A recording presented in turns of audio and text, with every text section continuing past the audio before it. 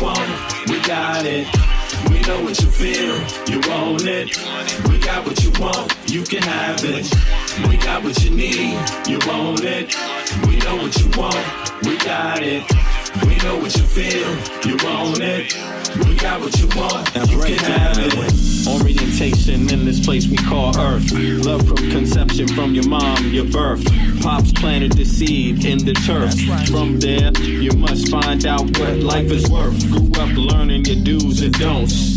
Before working on your motor skills, working on your coordination, right? And orientation to what you like. The brand new thing, so gentle the soul we're capturing. In this distance, the alphabets the kids sing. They celebrate when it's time to go outside. As you get older, you learn to let all the troubles in your life just glide away. Stay focused, keep it smooth, keep you cool. Things in life can make it get rude. If you let it, don't let it. If you let it, don't let it. If you let it, don't let it. If you let it, don't let it. If you let it, let it, what? If you let it, don't let it, let it. If you let it, what? Don't let it. If you let it, don't let it, don't let it. We got what you need, you own it. We know what you want, we got it. We know what you feel, you own it. We got what you want, you can have it. We got what you need, you own it. We know what you want, we got it. We know what you feel, you own it. We got what you want, you can have it. We embark on this journey through your soul. You wanna have a good time? We embark on this journey through your soul. You wanna have a good time? We do something that you know you can't deny.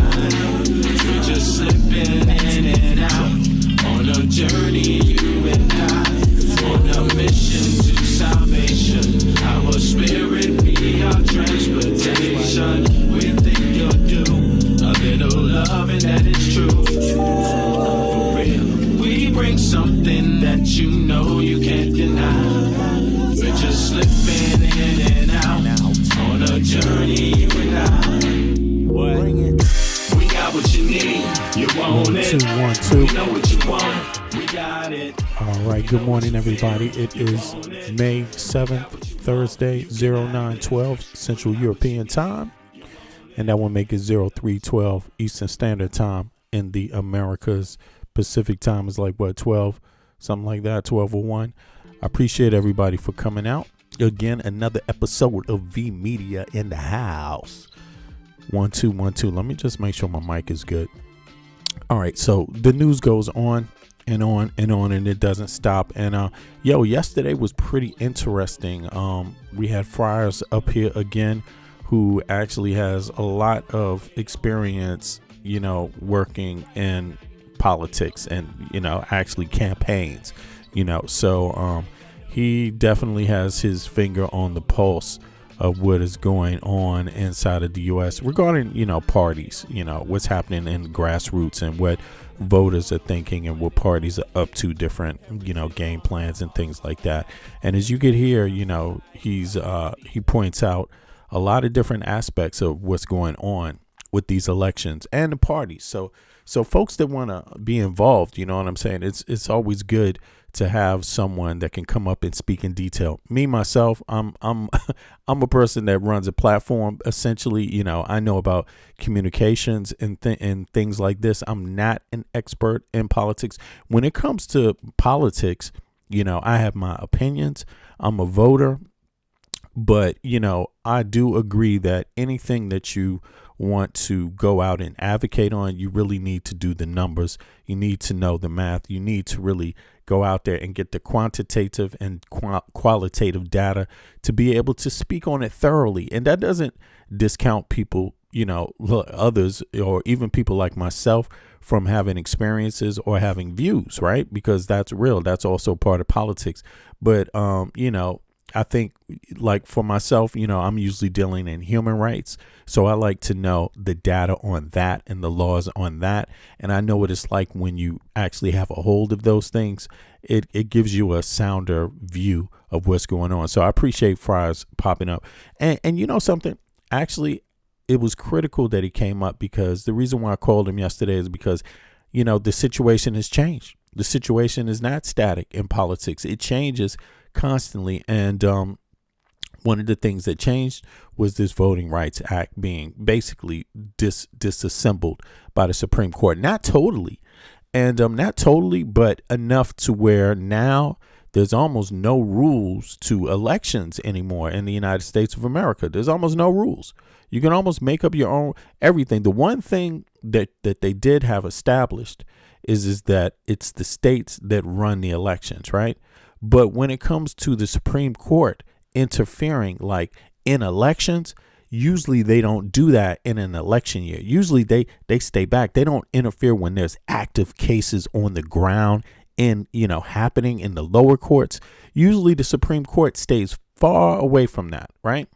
But that's not what happened this time. So a new president has been set, which is unleashed basically a red-blue country. That is a country where you're going to see only Democrats in one state and Republicans in another state. Pretty much. This is what people are expecting. Unless voters want to be different this time. Maybe 18188 appreciate that. And Eric, there you go. Eric in purple, appreciate y'all so much. Yeah, good looking out also, Eric. Listen, Rafika, there you go. And to all the mods, what's up, everybody coming through? Voters can always do something different. And I had this thought. Every once in a while, I read comments on my page. There's people that leave comments, and I encourage the comments and everything. That's great. But I can tell when I'm getting comments from people that don't watch the videos and aren't even concerned. I can tell when I'm getting comments from people that are just have a particular view already. If they think you're on the left, they think they know everything about you. And then they make some comment that shows they don't know anything about your particular views, or your political views. Right. And that's kind of boring. You see what I mean? I'm not that kind of person. I'm not that kind of voter. I'm not that type of citizen. I just want to let people know again, I've actually supported, had times where I supported certain Democrat politics or politicians and where I didn't support others.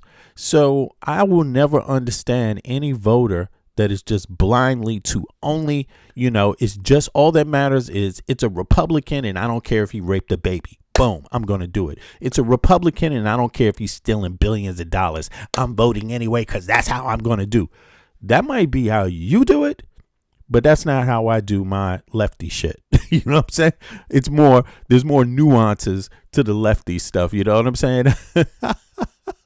And one of the nuances is that I'm an American citizen that votes, but I live outside of the U.S. I live in Denmark, so I know what it's like to have universal health care. So I'm one of those lefties that advocates for universal health care and guess what? Universal education. And why is that? Because I live in a country that has successfully done it for a generation or more. You see what I'm saying? So I know and I'm totally aware of what the legacy media does not inform the American people to. It keeps them in those blinder things so you could just be a horse pulling somebody else's buggy no matter what. That's how legacy media is. Left, right media.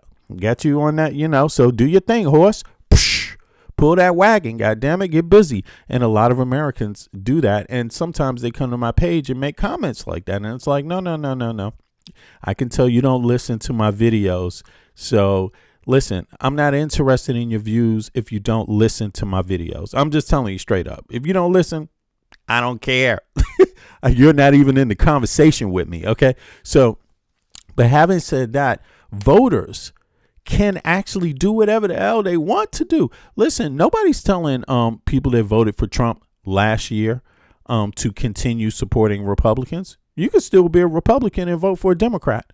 You could still be a Republican and do something different than you did last time. Did you know that? You can. And so I don't really see the court ruling as being the final thing on how American citizens vote. However, I am very much aware that of the Civil Rights Act, why it was passed, the Voting Rights Act, why it was passed, and why courts have upheld it. And I think a lot of Americans need to review that before they make a decision on how they view this court. I think if you don't really acknowledge that, listen, African Americans and other people, but African Americans particularly, were being brutalized, were being manipulated, lied, and denied a vote, even though they were citizens of the United States. Do not erase that history. You can't play that game. And so you need to know that. And listen, it's easier today to read up on it if you like. And here, I'm going to put something in the chat for people to go in there and you can read all these things. I got a letter here, right, where they're writing. It's different governors writing about how you're going to, in states, writing about how you're going to keep African Americans from voting when they try to vote this year. They had rules about it in states. There it is in the chat. You can look it up, Government Archive. You can educate yourself if you want to. That's even if you care about being real at all. That's if you have any integrity. See, you could be left or right, but without integrity, you ain't shit anyway. And you shouldn't complain about the country going one way or the other, up or down, or failing or nothing. If you have no integrity, your views don't count. You see what I'm saying? Only people with integrity, only their views count. To me, you see what I'm saying? That's how I look at it. You know, there's certain things that you know, that underpin everything else you do. Character and integrity is one of those things. And that doesn't come with being a Democrat or a Republican, character or integrity. That comes way before. You see, you're supposed to have those things irregardless of any political affiliation. You see what I'm saying? That's supposed to come with you every time anything leaves your mouth, when you leave your house, you know, when you go to the grocery store, when you get on the bus, when you go to work, when you collect your mail, anything. You see what I'm saying? When you get your car tire changed, whatever the hell, you're supposed to go with your character and integrity with you. You're not going there. They're not going to give you a cheaper bill because you're a Democrat or a Republican when you're trying to get your car fixed. You're not going to get cheaper groceries at the grocery store because you're a Democrat or a Republican. You see what I mean? It's not going to change that. So you should be more thoughtful about the real life experiences of Americans when we review this, because there was a reason for the Voting Rights Act in the first place. And that is because if a person like me went to the polls in Louisiana in the 60s, they would lie to me. I would pull out a piece of ID saying, "Here's my registration card, sir. I would like to vote now, please." And they would say, "Oh, sorry, sir. Sorry, boy. This ID is not looking any good, boy." That's what they would do. And they were told to do this. They were told to stop. This is what you do when they come to try to register. Make them take a reading test first. Do that. You know, then they have for some certain people that couldn't read that well, they didn't know what boxes to check, maybe something. They did some bullshit like this. But you still have the right to vote anyway, because that's not part of the Constitution. That's not part of state law. You see, but they started passing many other laws along with that. I'm just giving examples. So if I make some errors there's loads of laws that they passed, and you can go right here to the government website. That's if you're interested, and you could see them. You can pull up all these letters, right? You can pull them up. Let me see here. Let's see, just to give you a little example. Voting rights. Like, you see this? Here we go. Voting rights 1. Here we go. Look at this. Resources located Jefferson County. Right now, there was one in here where they even talking about letters where the governor was like telling them how they could stop African Americans from voting. I mean, but there's loads of resources here. All of this. You see this? 74, 75, but even before this. So this is a long history. 1933 to 1979. Look at that. Alabama. Damn. You see? Yeah, and as a matter of fact, let me just give you this here. Go to this one right here. Look at this letter from C. Oh, you can't see that. Let me take my camera off real quick so you can see what I'm reading here. Boom. Letter from C.O. Simpkins, President, United Christian Movement Incorporated, to Colonel A. Rosenfeld, Civil Rights Commission. You see, and then inside of this letter, oh, here we go. Let me go over here. Sorry. Inside of it, this letter details efforts made by the Cato Parish Registrar's Office to deny black people the ability to register and vote. You see, you see that the item was produced or created in March 1959. That's 10 years before I was born. You see what I'm saying? So there's loads of documentation if you have integrity. And if you want, and integrity means you want to acknowledge the facts, regardless of how you feel about them. Acknowledge them, read them, take notice to them. You see? So, you said Republicans cut SSI funding, Social Security funding. I'm not surprised. I'm not, and Democrats give it to exactly. I'm not surprised, man. You know, I agree with you. Democrats have been doing a lot since the 60s, since they signed the Civil Rights Act, you know? And so, you know, people are trying to brainwash ignorant Americans. And it's not just ignorant.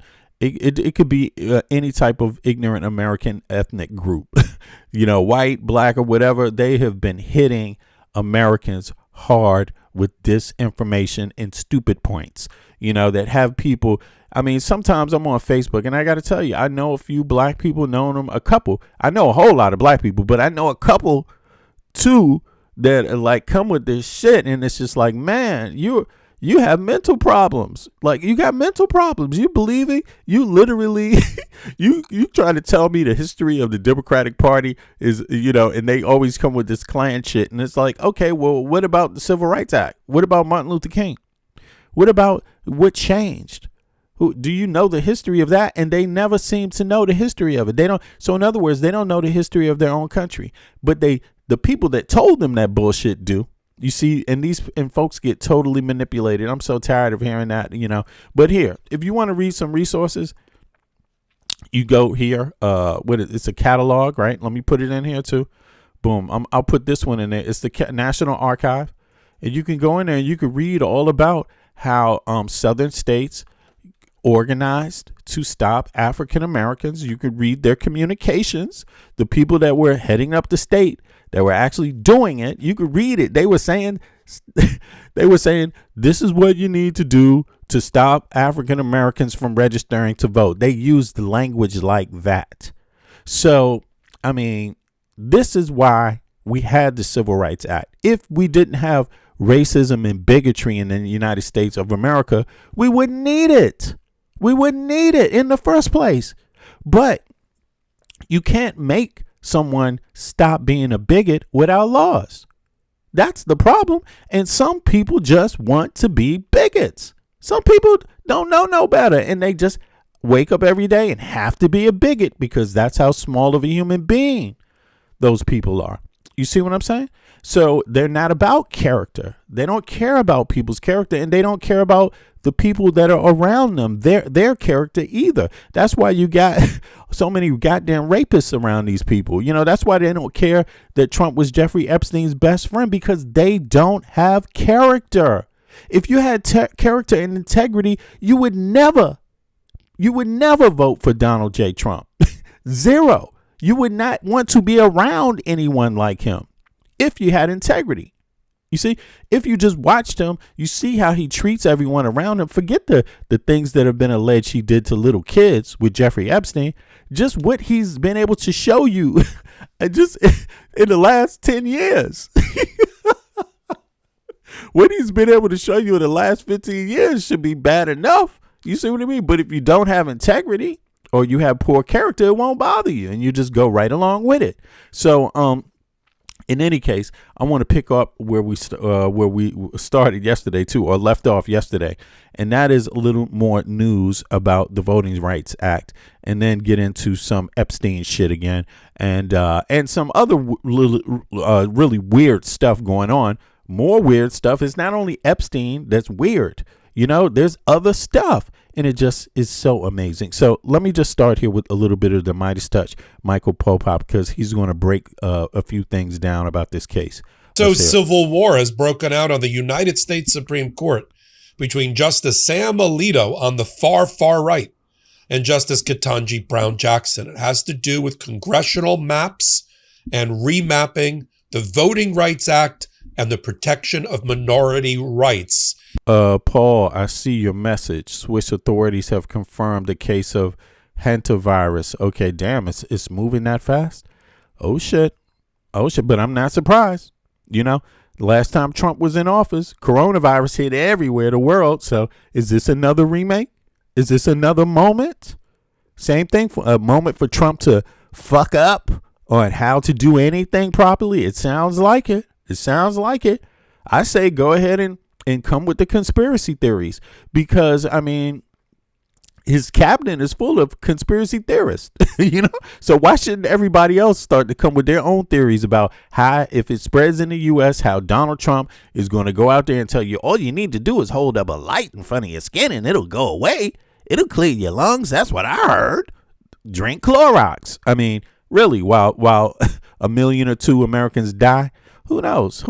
And it broke out. But in any case, one thing at a time, y'all. Into the click the like button, please. Click the like button when you come into the chat, and also if you're just watching from your homes or whatever on your TV, do me a favor, click the like button. I appreciate it. It's going to help more people come into the stream faster. All right, now. Over which on the top line looks like a fight about procedure, but when you get down to it, it's a struggle existentially for our democracy. I'm Michael Popok. You're on the Midas Touch Network and Legal AF. Let's talk about the new 1 or 2 paragraph decision by Justice Alito that came out about the Voting Rights Act and about when the actual decision that was rendered by the Supreme Court on the 29th of April will be sent down to be enforced. Will it be now, or will it be in 32 more days as permitted under the regular rules of the Supreme Court? Of course, MAGA got together and said, no, let's send it down now so that all the remapping can happen in Louisiana, sticking their big fat thumbs on the scale of justice and their big noses into ongoing litigation in Louisiana going on right now about whether the Louisiana can remap and the taking away of the vote for people who've already voted. Exactly. You see, so people have already started voting, and then they want to change the rules after you already started voting. How can that pass? How can that be not interfering with elections? How can that not be election interference? First of all, I mean, and how is a governor going to do it? And then, but in any case, because he used a clause in the law to have a state emergency. So, state emergency, can't have elections now. I mean, come on. It's a crime to be, that's how I see it. It's a crime. It's against the Constitution. They're purposely doing it, but we know they don't care about the law. Look at January 6th.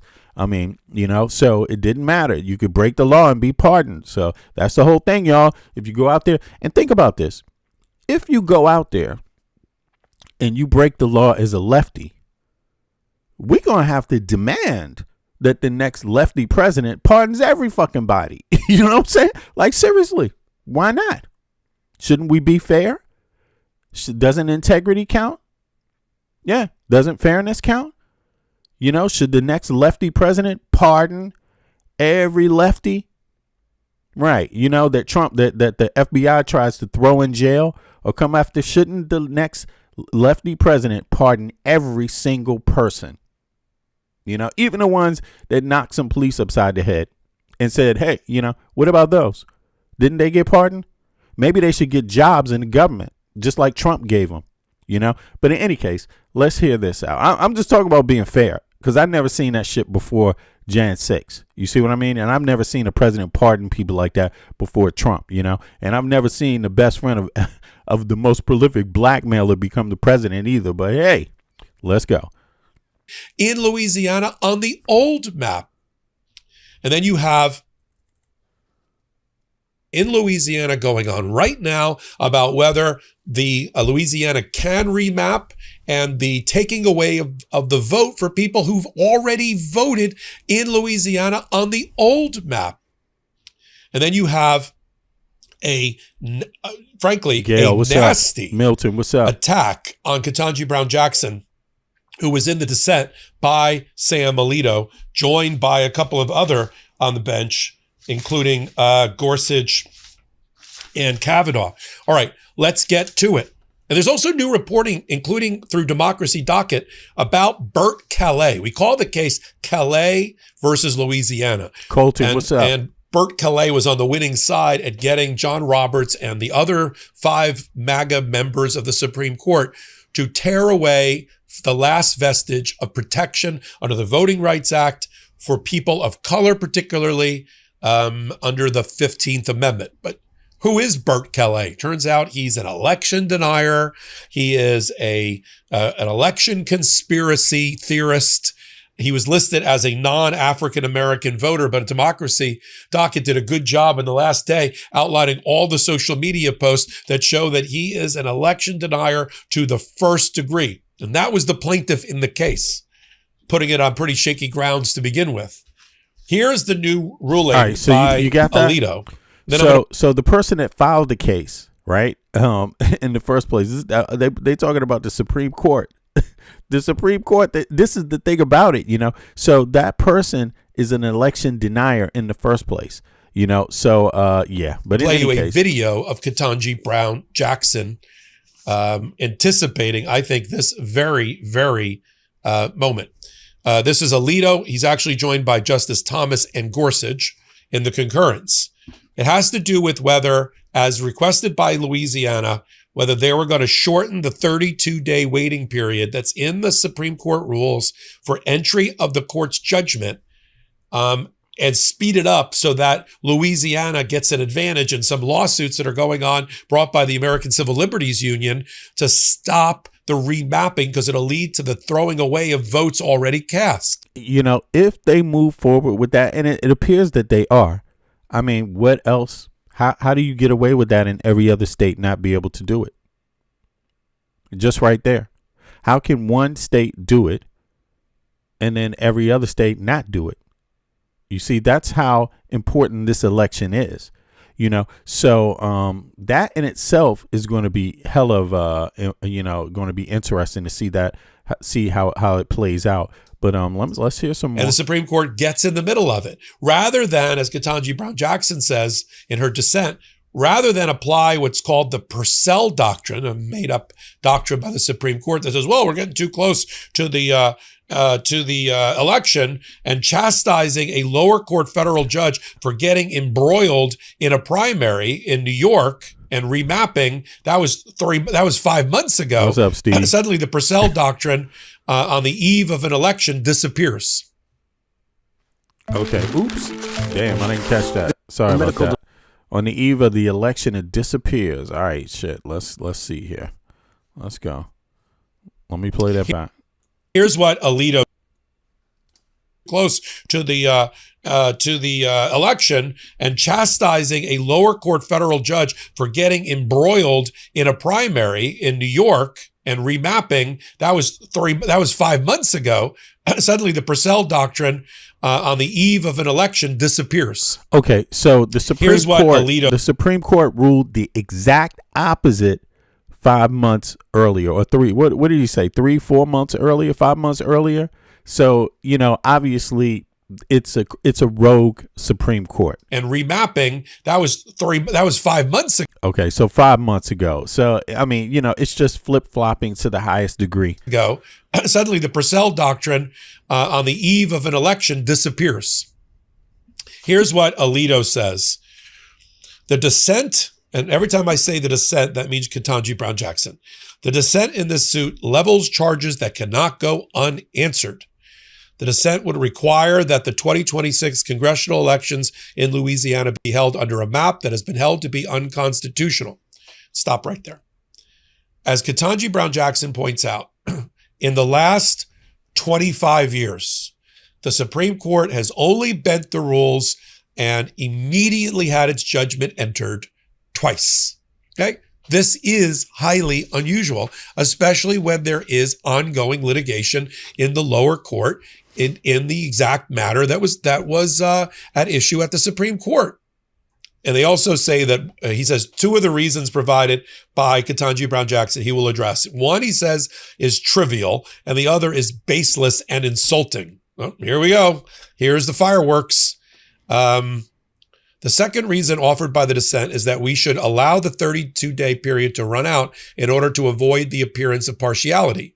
But the dissent does not explain why its insistence on unthinking compliance with the rules does not create the appearance of partiality by running out the clock on behalf of those who may find it politically advantageous to have the election occur under the unconstitutional map.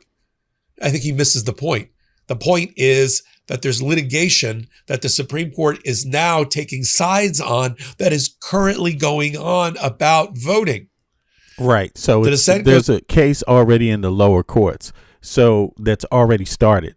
So the Supreme Court typically is not supposed to make rulings that interfere with the lower court, because the process is the lower court has to play out first. Then the matter comes to the Supreme Court, you see, and then they can make whatever corrections or whatever views they want in correcting the lower court. But they're not even doing that. They're coming, blind signing, this case from another view, another angle, which is basically just corrupt. It's corrupt. It's corrupt. Goes on to claim that our decision represents an unprincipled use of power. That is groundless and utterly irresponsible charge, says Alito.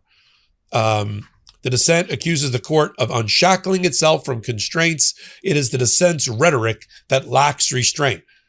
This is pretty ballsy stuff, to be honest with you. You don't see this lack of decorum among Supreme Court justices, where he's taken a swing at Ketanji Brown Jackson. I'm excited to tell you about. All right, so let's see here. Let's get past this part. Here we go. Boom. All right. The feathers all ruffled and nose bent out of shape of Alito, Gorsuch, and Thomas. Now, talks about how we got here with the case. Talks about the 32-day rule. And it says on page 2 of her dissent, a candidate and a Louisiana voters who have already submitted their ballots filed suits against the governor and the secretary of state. Yo, I hear Brandon says that's not how it works. You could have multiple cases going on in the lower courts. The Supreme Court picks and chooses which cases they want to hear based on who's right. But here's the thing. You're still supposed, when you have a matter in the lower court, right, that has to play out, how is it supposed to play out when the Supreme Court is dealing with the same exact matter? How's that supposed to happen? So there is a process, you see, and the Supreme Court didn't have to rush to do anything. You see that? You see how that works? And then the Supreme Court ruled the opposite 4 or 5 months ago, the exact opposite way, the same justices. So sorry, but what they're doing is not how it actually normally works. And it's not supposed to even work that way. And when it works the way that they're doing it now, it's called corrupt. It's called erroneous. It's called rogue. When you go against your own decisions that you made, they're quoting the same exact precedent already set in the courts. Now they've changed their own precedent that they set 5 months ago. I mean, when does a court do that? Unless they're biased. Louisiana, asserting that whatever might happen in the future, this election is already underway and must continue under the current maps. Meanwhile, to facilitate Louisiana's midstream redistricting rush, appellees now ask us to expedite the release of the certified judgment in Callais. These post-Callais developments have a strong political undercurrent. Normally, the Supreme Court stays out of politics, in fact, finding that it's not justiciable. And as always, the court has a choice. By my count, we have granted, Ketanji Brown Jackson says, an application to issue the judgment forthwith, immediately, over a party's objection only twice in the last 25 years.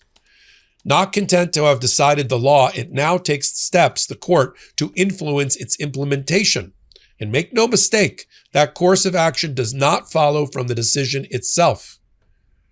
The question whether our decision should affect the map to be used in the ongoing primaries raises a host of legal and political issues. There is also a so-called Purcell principle, which we invoked only 5 months ago, she writes on page 4, to chide a federal district court for improperly inserting itself into an active primary campaign.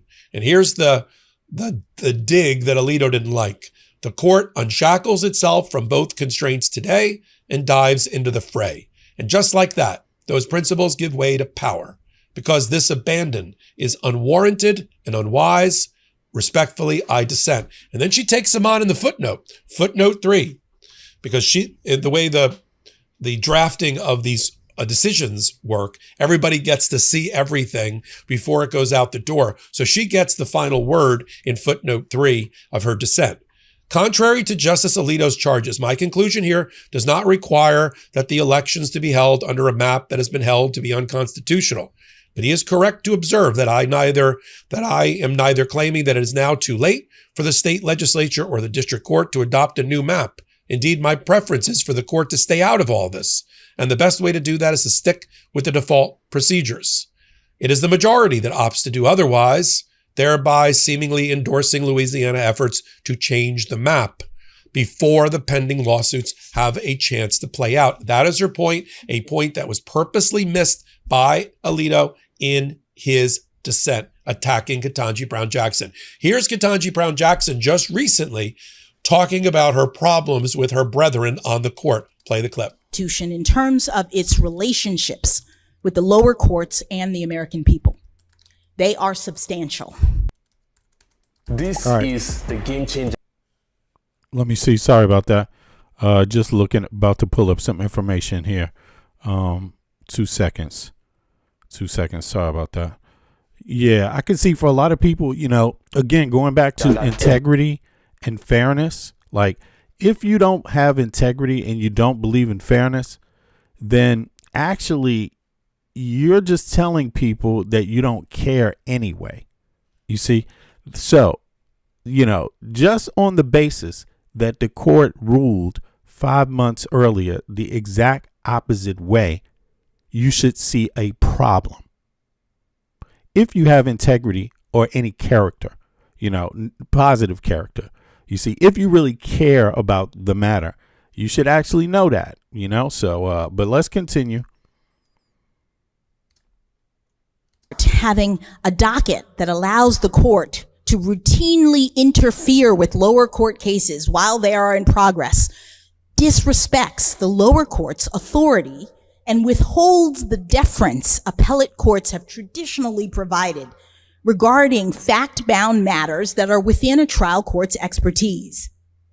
In addition, the court is withholding its own work product by issuing summary orders, further undermining the public's confidence in our judicial colleagues. A one-line stay grant that overturns a lower court's contrary conclusion suggests that the judgment call was so easy that no deliberation or explanation is required. And that suggestion casts aspersions on the tedious work that our colleagues have done to carefully parse the evidence, weigh the various factors, and exercise their considerable equitable discretion. Summary orders on the emergency docket are also costly in terms of the court's own relationship with the public. The Supreme Court's power comes from its reasoning, so it really does need to inform the public as to why it has decided to chart a particular course. Issuing important decisions in such a cursory manner disrespects not only the people whose lives are upended by its rulings, but also the public that has given it trust and authority. And then there is the fact that significant real-world harms can follow Supreme Court rulings. And when our orders don't acknowledge that reality, they seem oblivious and thus ring hollow. Similarly, given the real-world facts that a stay request asks the court to consider, the court's stay decisions can, at times, come across utterly irrational. We cannot expect the public to have faith in our judicial system if, without clear explanation, we consistently greenlight harmful acts that do real damage to litigating plaintiffs without a court decision fully and fairly determining the lawfulness of that challenged conduct on the merits. A litigant can do all that our... All right. This shows that just barely beneath the surface, we have seething ideological and jurisprudential differences. That's a nice way of putting it, on the court. Right. So now here's what, I dug up here. It says, in the dissenting opinion, right? That just happened, right? Louisiana versus Callais decision. Justice Katanya Brown Jackson, right, we just heard, pointed out exactly that contradiction. Now, this is what she points out. Only 5 months earlier, around November 2025, the Supreme Court invoked the Purcell principle, right? That's the same court, okay, to do exactly opposite of what they just did in Louisiana. So here, let's pull that up. Put that in the chat for people that care. It's only for people that care. And I like a comment. Somebody said, you're not American, or you're not a Democrat or Republican. You're American first. Exactly. I'm American. And Americans should want to know if something is going on that's unfair or fair. That should matter to Americans, right? It should matter. Not just that you can get away with it. I hope that link works. If not, let me pull this up so you can see it here. So everybody can see it. I mean, to me, fairness matters, right? Here's the article that's written. It's on American Progress americanprogress.org. Okay. So, and the article is the Supreme Court voting, right? Yeah, exactly. You should be able to find it there. So in any case, now let me see here. It is also 2 seconds.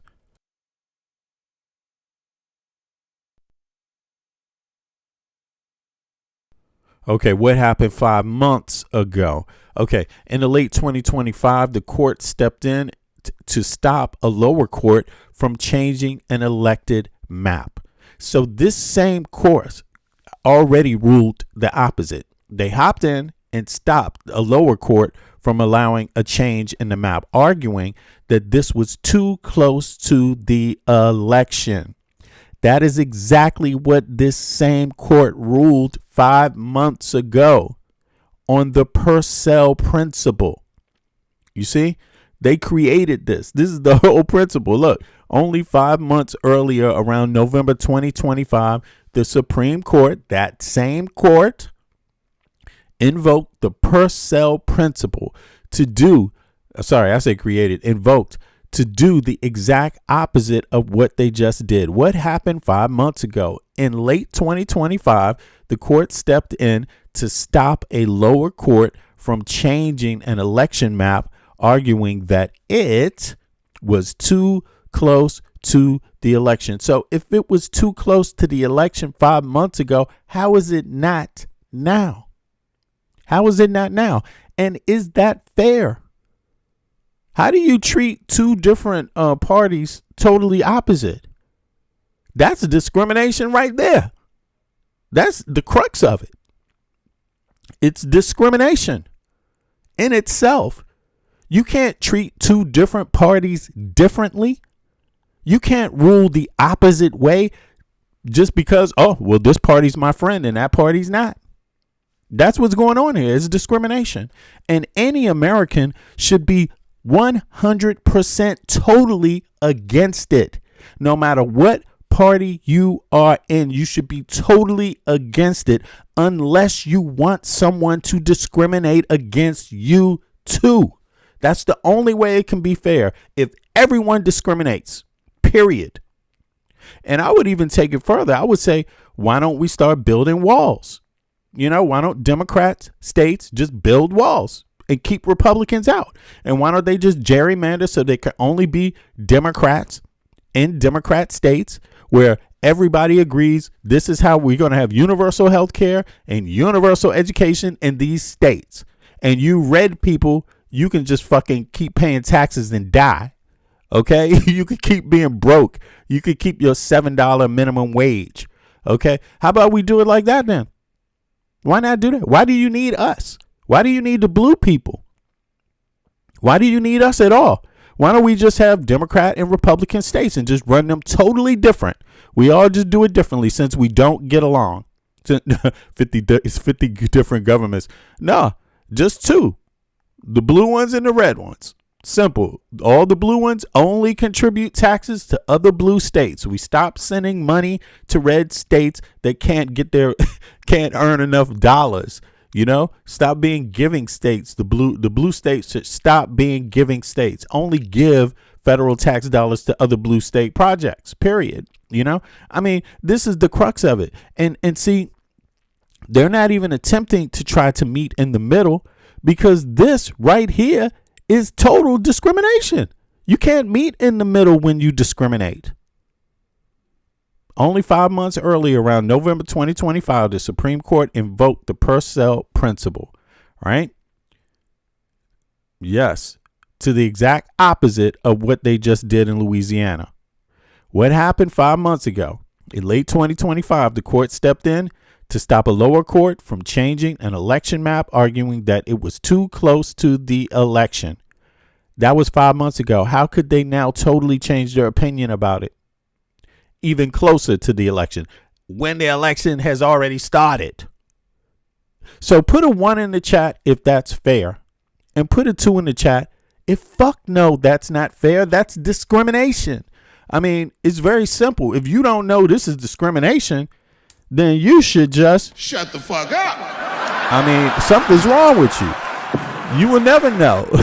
You will never know what discrimination is if you don't see this as discrimination. It's like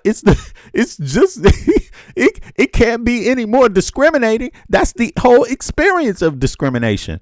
I go in, I request justice, and the court rules one way. Another person with a different opinion of me wants justice on the same matter, and the court rules the exact opposite way. That's discrimination. That's discrimination. You see? Yeah, and the red states can have a theocracy. Hey, listen, they can believe in Jesus any way they want. If that's what they want to do, if they want to believe in sleeping with little girls has something to do with Christianity. If they want to believe having 15 wives and shit has something to do with Christianity, hey, let them do their that type of Christianity shit over there. If they think that you can actually execute what is in the Bible 100%. If you think you want to live your life that way, you know what I'm saying? If that's what you, and anybody that want any kind of theocracy, get the fuck out, man. You can get over there. Like, yo, if you think you're going to live life exactly how it's in the Torah, you know? But listen, they're not even trying to do that. That's the problem. They're not even, I mean, it's not the problem, but they're not even trying to do that. They're just trying to have it their way. You know what I'm saying? With everything. It's like, where the hell, you know, all of a sudden, I mean, they are though, because they want slavery. So they want slavery to come back. So they're trying to keep it literal. You know, they want it to be accepted in the States, and it is in the Bible, apparently. So, you know, they want that theocracy. I'm just saying, yo, I'll just say it like, what's the guy that used to say, by my dead hands or something? Who the fuck, who used to say that? Yeah, that's what I'm saying. Yeah. You know, seriously, the only way you're going to get slavery in America is with a motherfucking war to the end, a death fight. You know what I'm saying? Because I'm not going along with that shit at all. Okay, and anybody talking like they want to bring it back is like, you know, that much closer to, you know, the extinction list. But in any case, there is more. Let's flip it now. I just understand the shit is hypocrisy, what they're trying to do. But always watch what they do. I want to get a little breakdown, a visual Supreme breakdown. Court just Damn, did I do this? I want to get a breakdown from this brother here down south. Let's see here. The Voting Rights Act, a civil rights law that has been on the books for 60 plus years. It is a law that Dr. King, John Lewis, Fannie Lou Hamer, Viola Luiso, and so many others marched and spilled blood for. It is a colossal step backwards for the vibrant multiracial democracy that so many fought so hard to build in our country. If you want to understand why the Supreme Court just did this, you have to look at what politicians are doing.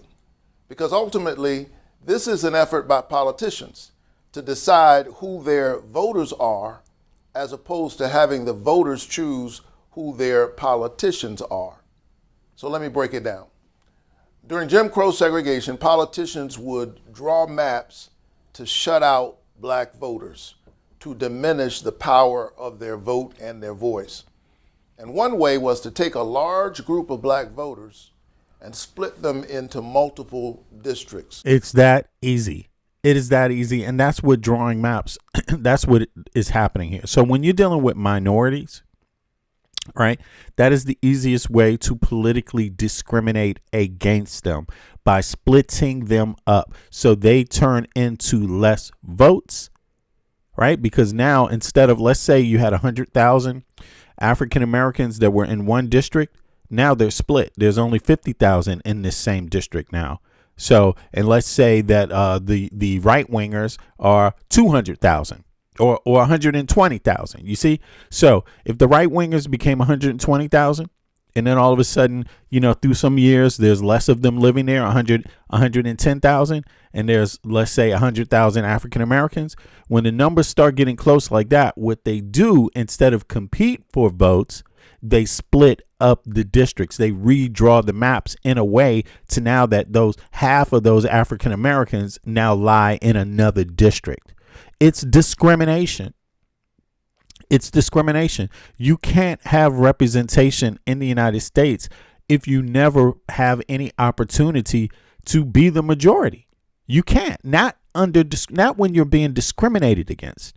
See, when people are dedicated to discriminating against you, and since the United States has shown that it has problems with people like that, people that are dedicated in discriminating, people that are willing to use state and government to discriminate against others, then you have to have laws that protect them.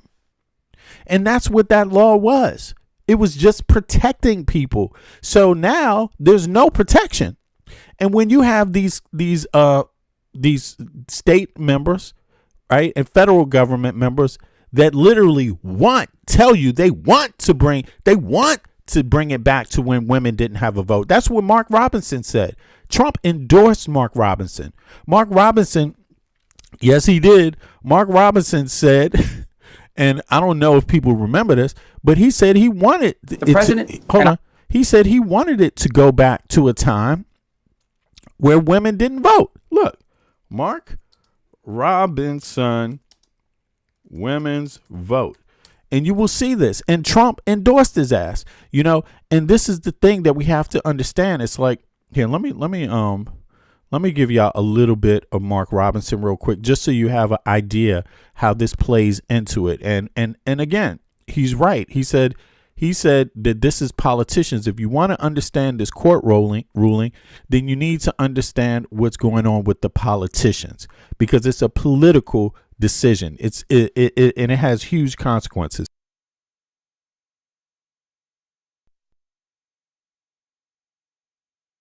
All right, let me see here. Just to give people a little taste of Mark Robinson, so you know who Mark Robinson is, and he's another down south Republican, but he's a black man. But Trump endorsed his ass. Now let me see here. 2 seconds here.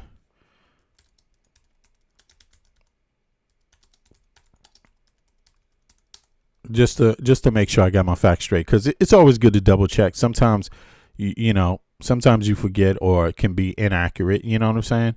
So let me just make sure I get my facts up here on the screen so I can literally tell you the exact correct thing. Let's see here. So yes, the person you're about to hear, Donald Trump endorsed. And see, these people are having conversations in their communities every day with others that are voting for them or others that support them. So when they have these conversations, it's not just one man. It's a whole goddamn town that's talking about taking away rights from women. So yes, Donald Trump endorsed Mark Robinson in early 2024. Very simple. So let's hear some of him.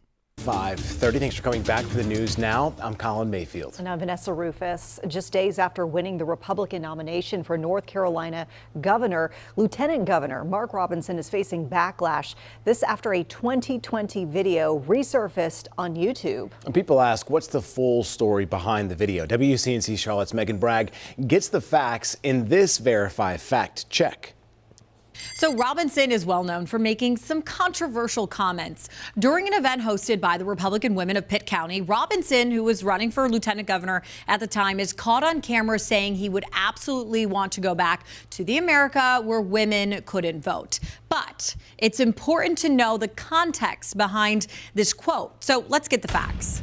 We watched the YouTube video ourselves. I absolutely want to go back to the America where women couldn't vote. But that little snippet, which has now gone viral, needs a lot of context. In the 2020 video, Robinson made reference to a previous question that was posed to conservative political commentator Candace Owens. Owens was asked, and this is a quote, which America would you want to go back to? One where women couldn't vote or one where black people were swinging from trees? Robinson then asks himself the same question, and he says he would pick the situation in which women couldn't vote. He explains by saying America was better then because Republicans fought for real social change. WCNC Charlotte has reached out to Robinson's campaign to ask about this video, but we have not heard back. So while Robinson did say he wanted to go back to an America where women couldn't vote, that quote itself is taken out of context in the stories circulating around social media. Robinson was using it to make a point about the Republican Party supporting women's suffrage. Here is the rest of what he said. Because in those days, we had people who fought for real social change, and they were called Republicans.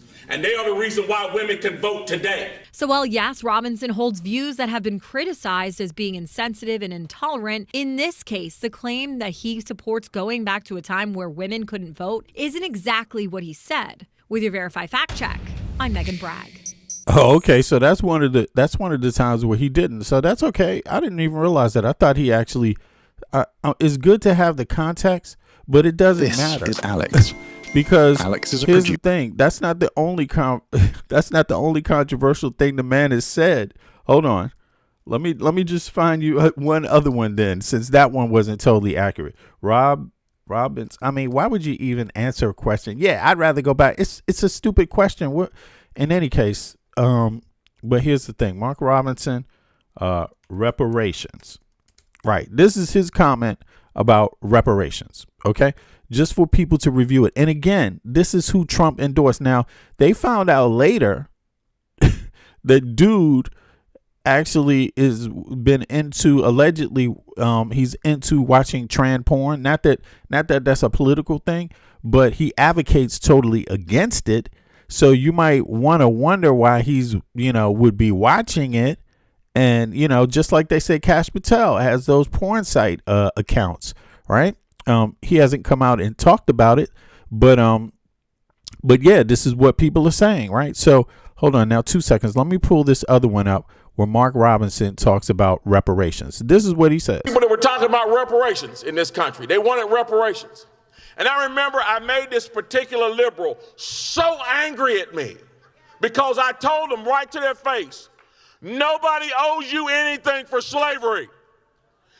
If you want to tell the truth about it, it is you who owes. It's you who owes. Why do you owe? Because somebody in those fields took stripes for you. Somebody after those fields were ended and slavery was ended, somebody had to walk through Jim Crow for you. Somebody fought wars and died for you. Somebody lived less than because they didn't have what you have, and they did it for you. There are people in their graves right now, and they are there because they were willing to stand up and fight for you. So why should you be paying reparations, though? That's the thing. He said black people should be the ones paying the reparations. That's literally what he said. And I'm sorry, this guy is totally mangled about the Civil War. how it occurred. First of all, he's like, somebody took those strikes for you. Yeah, we know, because our own ancestors took those strikes. What the fuck is he talking about? Like,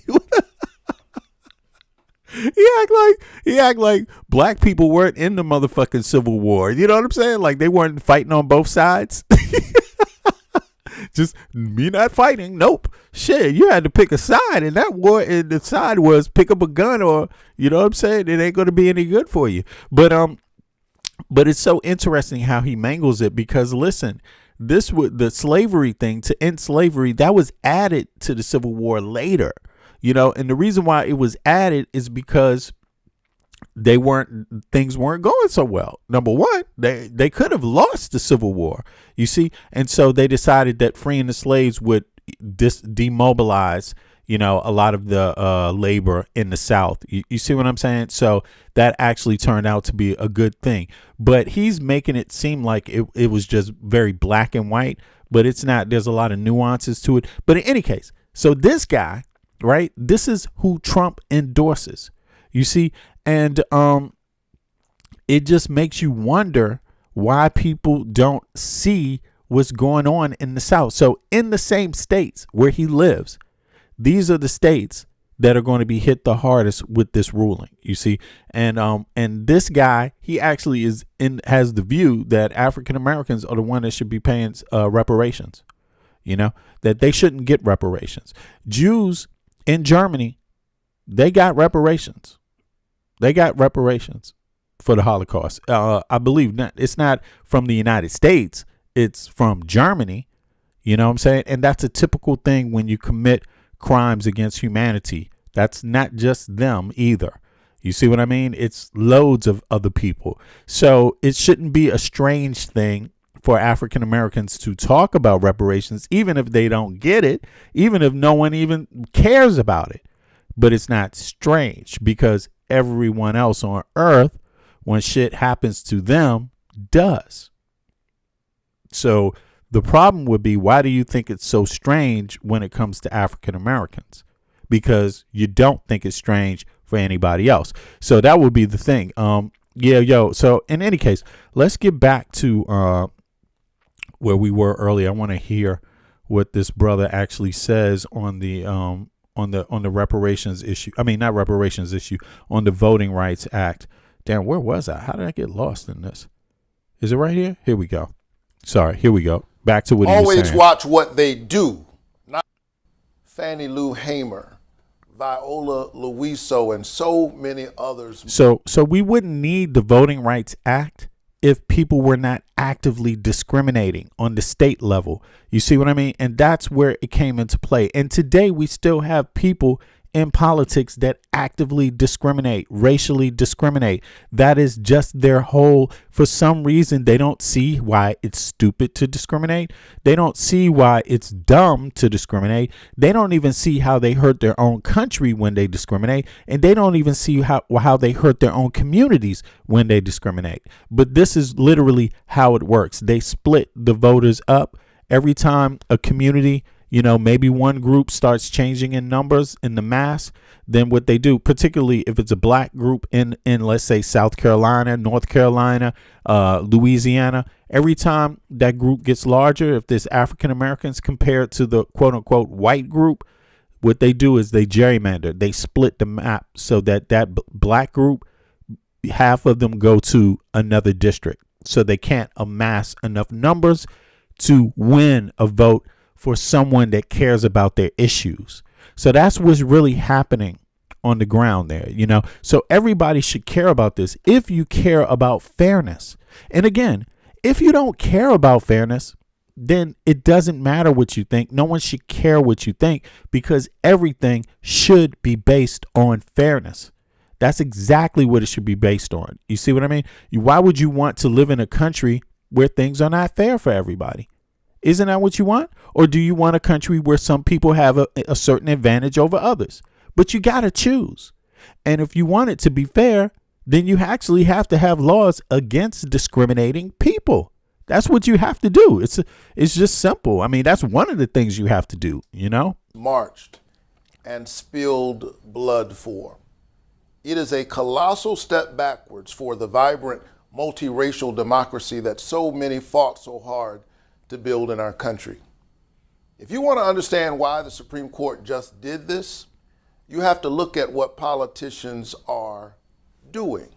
Because ultimately, this is an effort by politicians to decide who their voters are, as opposed to having the voters choose who their politicians are. So let me break it down. During Jim Crow segregation, politicians would draw maps to shut out black voters, to diminish the power of their vote and their voice. And one way was to take a large group of black voters and split them into multiple districts so that they were always a minority and their votes never really mattered. That's called cracking. Another way was to take a large group of black voters, large enough to be majorities in 2 districts, and put them all into 1 district. That's called packing. And through tactics like packing and cracking, creatively drawing the lines, craven politicians who sought to maintain Jim Crow were able to successfully strip black voters of their political power even when they show up. They were able to silence and diminish their voices in our democracy. The Voting Rights Act put a stop to this.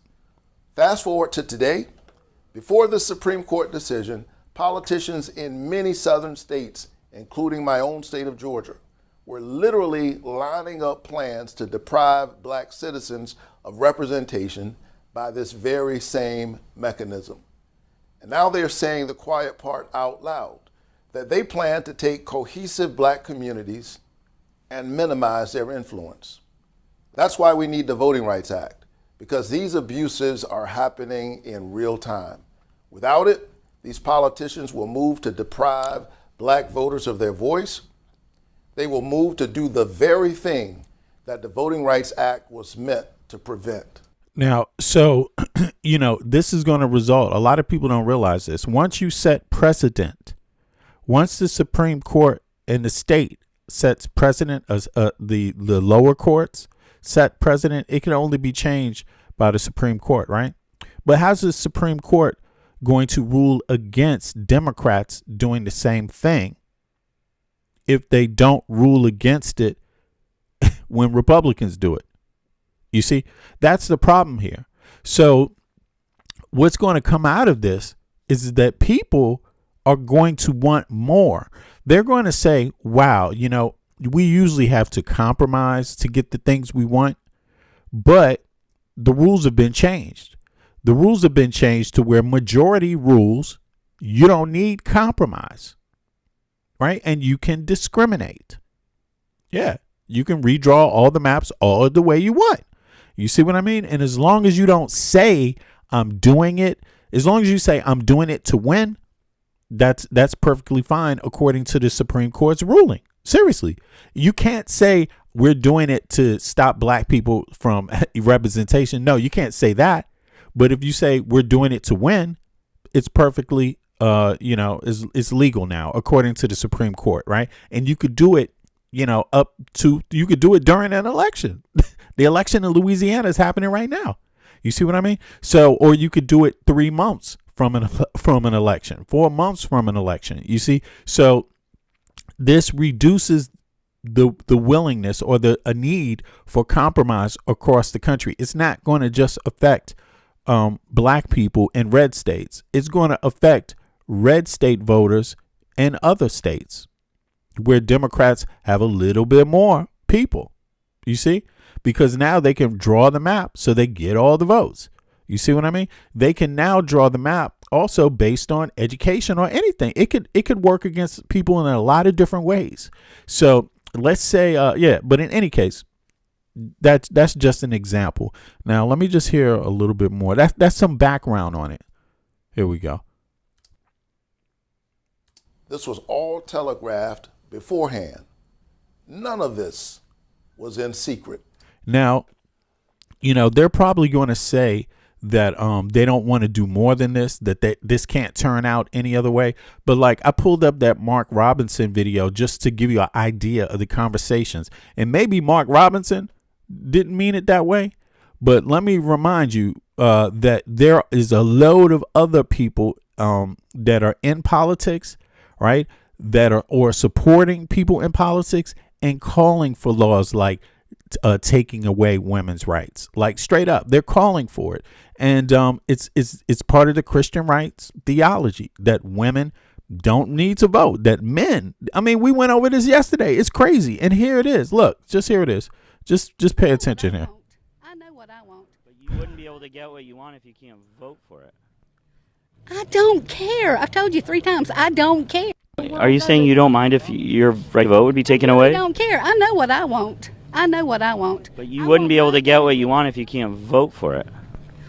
I don't care. I've told you 3 times. I don't care. Are you saying you don't mind if your right to vote would be taken away? I don't care. I know what I want. I know what I want. But you wouldn't be able to get what you want if you can't vote for it. I don't care. I've told you 3 times. I don't care.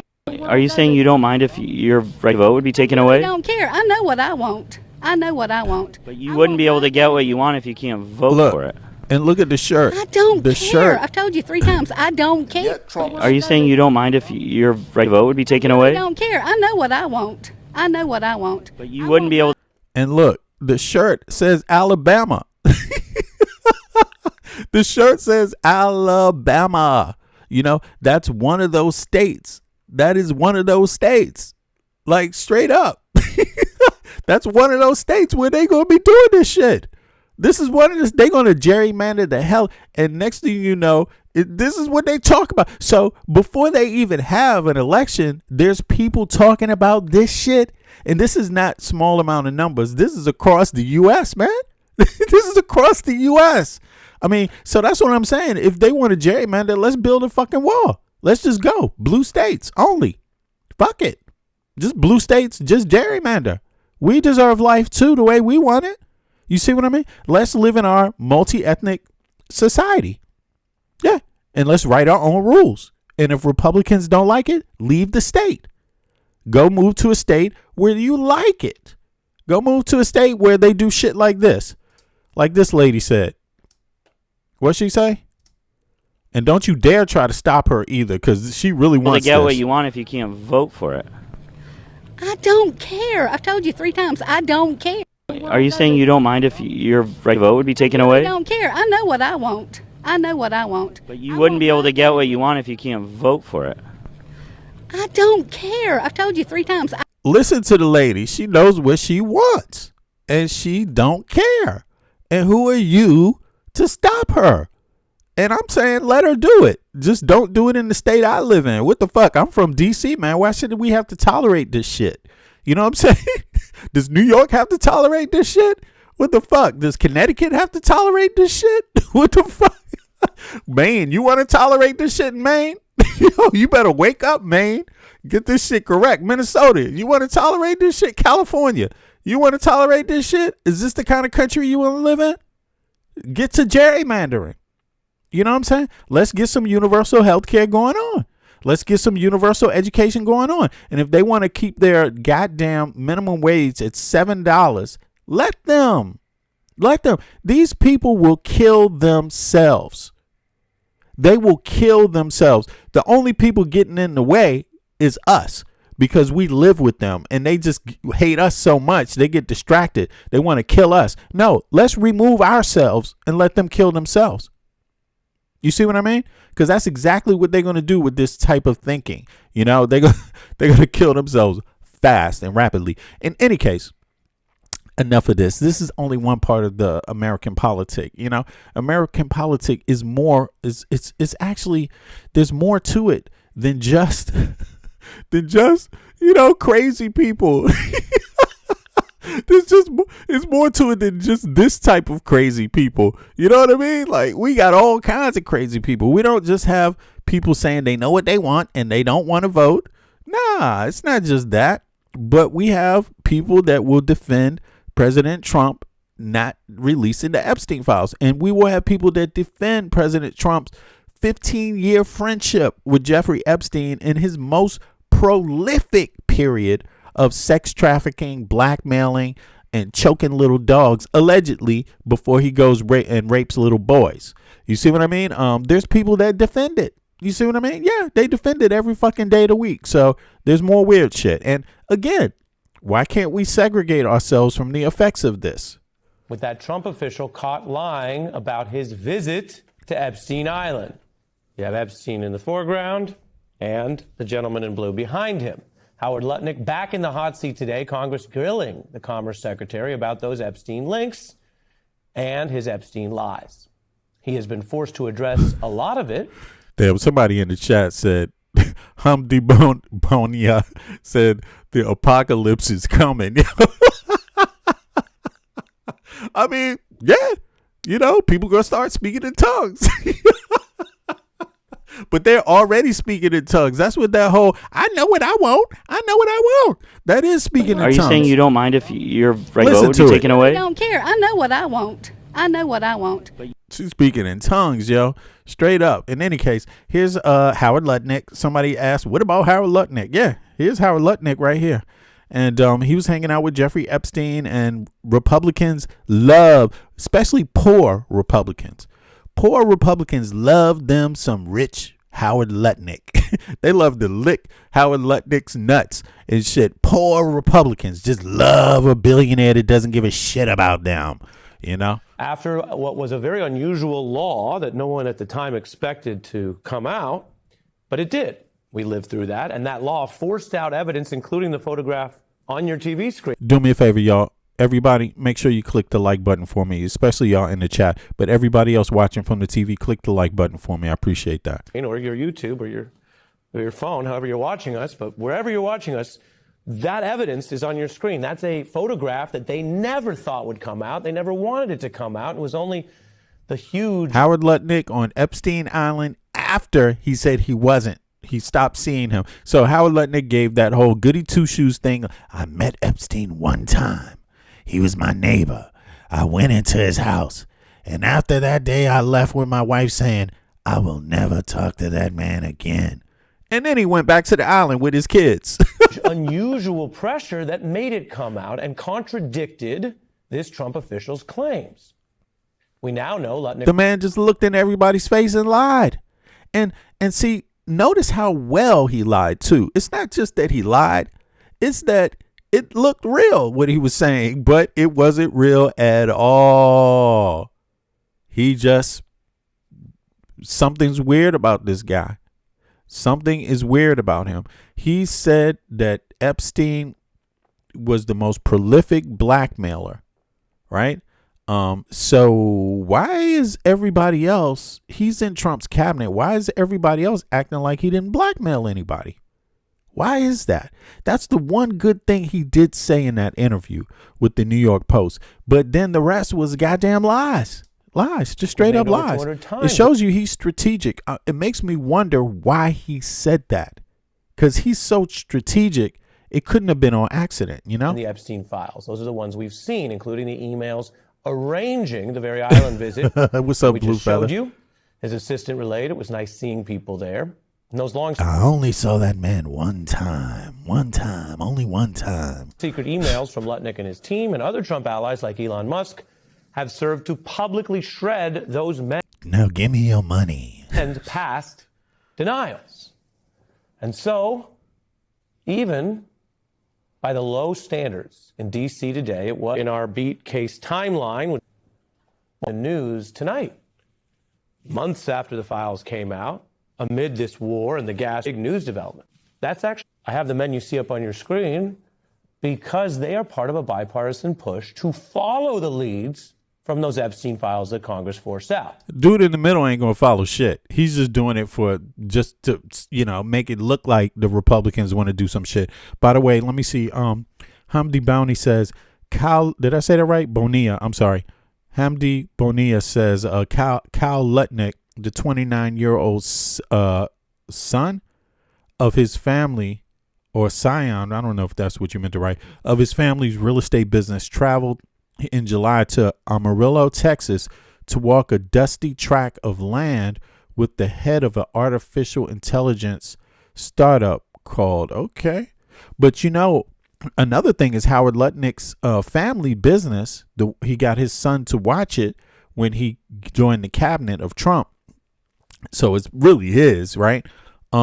They bought a bunch of claims, those tariff claims from huge corporations. They bought a bunch of them. And when the Supreme Court ruled that the tariffs were illegal, his son's company made loads of money. So that means, you could pretty much see, it looks like, who knows if he knew what his son was doing, right? But Howard Lutnick was he was promoting the concept of tariffs and why it would work on TV in front of the American people, while his son, who he gave his company leadership to, was buying up the would-be lawsuits, the would-be claims when the Supreme Court overturned it. So it's like the man was hedged his bets. You know what I'm saying? And this is what's going on in U.S. government right now. And again, like I said, poor ass Republicans love it. They love being used and abused like little like sex traffic dolls, like just like the people were being used and abused and nobody knew it. Nobody cared. Just like for 20 years, they let those girls and those little boys be used and abused, right? Now it's the American people getting used and abused by the same fucking people. And those red state poor people love being used and abused. They love it. That's the weird part about it. It's like here, let me remind you, they love being abused. You wouldn't be able to get what you want if you can't vote for it. I don't care. I've told you 3 times. I don't care. Alabama. Are you saying you don't mind if your right to vote would be taken away? I don't care. I know what I want. I know what I want. I know what I want. I don't care. I don't care what you tell me about Trump. If he did that for the, I don't care. I don't care. That's how they are. They don't fucking care. That's what you're up against. You can get the docs and everyone can have their day reading about it, but if that's all it was, then that's not really a lot of accountability. Exactly. It was Cantor Fitzgerald. Exactly. That's the company. That's Howard Lutnick's son's company. He gave the leadership to his son. And while he was out there in America on TV, in legacy media, talking to the world, selling the world how these tariffs were a good thing, how it will work, his son's own company was betting against it and buying up claims, would-be claims, before the Supreme Court ruled. How do you think they knew that the Supreme Court was going to rule against it? And why would the son's company go do the exact opposite that the father's preaching? You know what I'm saying? Like, come on now, it's corruption. That's exactly how it works. And you let these rich nepotistic people all up inside of your government. What you think they're going to do? You think they're going to care about your broke ass? Like, man, I'm so tired of it. I'm so tired of it. A lot of actual investigative information to come out if you just drop it all. And yet, Democrat Ro Khanna, Republican James Comer. So that's going on there. To follow up. Right. That's going on there. And then there's more going on. I mean, it's not just it's not just there, and it's not just this lady right here talking about she knows what she won't. She knows what she won't. Come on, girl. I know what I want. But you wouldn't be able to get what you want if you can't vote for it. I don't care. I've told you 3 times. I don't care. Are you saying you don't mind if your right to vote would be taken away? I don't care. I know what I want. I know what I want. But you wouldn't be able to get what you want if you can't vote for it. Lady. Shut the fuck up. Please, lady. Please. Goddamn. Maxwell is doing in prison what she and Jeffrey Epstein did their entire lives as disgusting criminals. There's more Epstein news. And that is blackmail. And that blackmail is coming out. And that blackmail is clearly what Ghislaine Maxwell is looking to use to get herself out of prison. There is more and more talk within the Congress and the Trump administration about the benefit of a Ghislaine Maxwell pardon, which is crazy that we have even gotten to this place. And maybe it's because of who is the Attorney General right now, but that is what we are seeing. And it largely has to do with the information Maxwell has. That is what we are going to get into. But I do want to start with something that we should be doing. Yeah, como está, amici? Bene. More and more every single day, which is mocking Joe Rogan for his revelations about this administration. I'm fucking fed up and furious. After this Rogan clip, I also want to hear what Todd Blanche is trying to push before we get to Maxwell, and Marjorie Taylor Greene, her scathing rebuke of this administration at the end. We've got a lot in this video. Do stick around. But first, I just want to fucking mock Joe Rogan. That whole Epstein thing is so crazy that no one's gone to jail for that. It's pretty surprising that they're still not releasing it. Here's what's crazy: no arrests, no one's like being brought in. Meanwhile, Comey is getting arrested for a photo of seashells that say 8647. He's getting arrested. Yeah, everybody type 8647 in the chat. 8647, all of them. 8647, all of them. The entire administration. 8647, 8647. Hey, what's he's getting charged. What's 8647? 86, get rid of. President 47. But you could say kill. But 86. No, get rid of is good enough. Get rid of. Get rid of them all. If you get fired, what happened to Mike? He got 86th. Right. Exactly. So where is this whole thing? Who decided that? Man, come on. Maybe it means that in mafia talk, that's Trump's world, you know? It doesn't mean you got killed. But this is a crazy thing to arrest someone for. Of course. FBI arrested in Virginia. Appears briefly in court. Well, they already had it out for him. I know, They're just looking for any excuse. This is the problem with these 100%. Guys is it sets a crazy precedent. Yeah, for them to do that. That's the precedent. That's already. It's a precedent that you can't follow if you want to have law and order. I mean, what the fuck? But if you want revenge, you have to. If you want justice, look, the only way you're going to get justice here is if you do the exact same thing, or if you throw all these motherfuckers who did it in jail. Which one? But you have to do one. You have to do one for there to be justice. You see what I'm saying? You can't just let them walk away. You know, no. That doesn't work. That's not justice. So they either have to be thrown in jail, tried really this time for real, but you're never going to have any type of, I mean, what are you going to do? You know, it's got to be a government that wants them to be punished. That's the problem for crimes. Right now, we seem to have a government that pardons people for crimes and a Supreme Court that doesn't mind if the next president has committed crimes. You see what I mean? Like, it's crazy, you know, but yeah, here we go. That's the worst.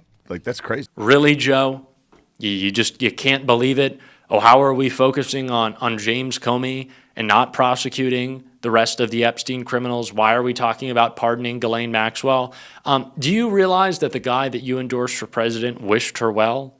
Do you realize the guy you endorsed for president said he'd be going after his political enemies and that was a big part of his campaign? Exactly. So is there going to be justice? Are we going to go after our political enemies, or are we going to lock them up for doing what they did? I mean, in this case, they're going to say that if you tried them for any crime that they're committing, corruption, anything else, they're going to say you went after your political enemies when you said that you wouldn't. You see what I mean? So these people, again, they have no ethics. They have no morals. They have no integrity. They're not even serious. They're not trying to be fair at all. So how do you deal with people that don't even care about being fair? Can you have a country together with them? Or can you only have a country together with them when they actually get charged and prosecuted and put in jail for their crimes? If you let them just walk away with the crimes, what do you get?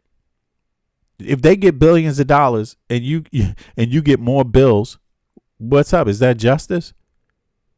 I don't get it. I don't get it, you know, and I really don't see why American citizens should settle for being mistreated, you know, on such a vast scale, you know. It was like, woe is me. I'm the greatest victim in the world. Everyone has to be nice to me. Did you not realize any of this, Joe? I'm fucking sick and tired of these people. If you waved car keys in front of Joe Rogan, like you could get his attention and keep it. These people are sheep. They are cattle. I am tired of these realizations without apology or action. And then you go to the White House. If you're so... It's true. Joe Rogan, man, he wants to be on both sides, you know. It's just, well, don't get me wrong. I understand what Joe Rogan is doing. He's basically just looking after himself. He's basically just doing for self, you know, and he's not doing the thing for everybody. He's not into standing up for justice. He's not an activist. He's not a civil rights activist. He's not a human rights activist. He's just a dude doing a podcast that wants to get paid and lives in the same, you know, country where, hey, the more money you have, the better off you are, the more rights you have. That's Joe Rogan. I'm not trying to say he's a, you know, sure, he might be cool to hang out with, whatever, and he might be somewhat moderate, but he ain't no civil rights activist. He's not going to give up his $1 million, or he's not going to put himself on the front line of any fight, so we can't expect him to. He's a clown. He's a clown. That's what Joe Rogan is, you know, and I don't mean personally. I just mean the type of media that he does. It's kind of, you know, and this thing about the integrity, you know, come on, he's doing what people that want to make money in the United States do a lot. That where do you draw the line? Where do you draw the line? And he said, hey, somebody else is going to work with Trump. I may as well work with Trump too. If I can get some money, I may as well work with Trump too. I mean, and that's a low bar. That means there's not a lot of integrity there. That's what that means, you know? And the U.S. is never going to be a fair country without people that practice integrity, you know, and it seems to be almost something of the past, integrity, not, you know what I'm saying? That sounds so weird because we've always had problems, but I mean, at least before we pretended like we cared about integrity. Today, we don't even fucking pretend, man. It's sad. It's sad. You have the authority to go to Congress, perhaps? No, we have released everything. So listen, we reviewed 6 million pieces of paper. Right, this is them talking about they did their job. They released it all already. You see that? That's crazy. We have released everything. So listen, we reviewed 6 million pieces of paper. What we released was anything associated with the Epstein files. So there, we are not sitting on a single piece of paper. Nothing that should be released. If we find something else tomorrow, we'll release it. I don't anticipate we will. So the misguided assumption that there is more to be released is because we reviewed millions and millions of pages within the department, millions of which had nothing to do with Epstein. So it's not as if we looked at a document and said, you know, we're not going to release that. If we didn't release it, it's because it was not responsive to the law and therefore not part of the Epstein files. What we've done with Congress. Wow, that's a new one. So there's a new distinction. So they're part of the Epstein files, but they're not. You see what I mean? And he's saying he reviewed it all. And how many times has the DOJ said that? This is like the third time. Then they found some more files. By law, we had to make certain redactions, by law, including of victims and of PI information. But we said to Congress, any congressman can come in and spend as much time as they want looking at everything unredacted. And if you think we should be doing something, Congressman or Congresswoman, let us know and we will do it. And so we have that. I don't know how this department or this president can be more transparent than saying, American people, here's every single document in our entire database. And if we had to redact it because of victim names, anybody can come look at it if you're a member of Congress. No restrictions, unredacted. I want to squeeze it. When even the hosts at the... Yeah, so, you know, this is not going anywhere fast. Yeah, it just makes me really, really wonder what the fuck is going on here. Now, here's the leaked mails that Jack reported on. Apparently, she has some, Ghislaine Maxwell wrote some, mails, what is it, to Trump, I guess, I'm assuming, or to his lawyer or something like that have been leaked, or some emails. Let's see what it is. Here it is. Peep. Reporter Julie K. Brown obtained a leaked email penned by Jeffrey Epstein associate Ghislaine Maxwell while in prison last year. An email, Brown theorized, that might be a clue to the convicted sex trafficker's plan to secure either a pardon or other reprieve from her 20-year sentence. Republicans on the House Oversight Committee recently signaled an openness to offering Maxwell, who was found guilty of 5 federal charges. So we know she's going to get pardoned or commuted, and that's what they're working on. So they've already softened up the language on her, trying to present her as a victim in this whole thing. That, you know, even though all the victims, the real actual victims, say that no, she was integral in it. She even abused girls herself. She abused girls with Epstein also, and she was just she was the sex trafficker. You know, she knew what she was doing, arranging things for men, you know, and wealthy men. And so now they're trying to get her out. Trump said she's a nice lady. He doesn't have a problem with her. You know, so we know that she's getting out. She's going to get out as long as Trump is the president, or before he steps down, he will be pardoning her.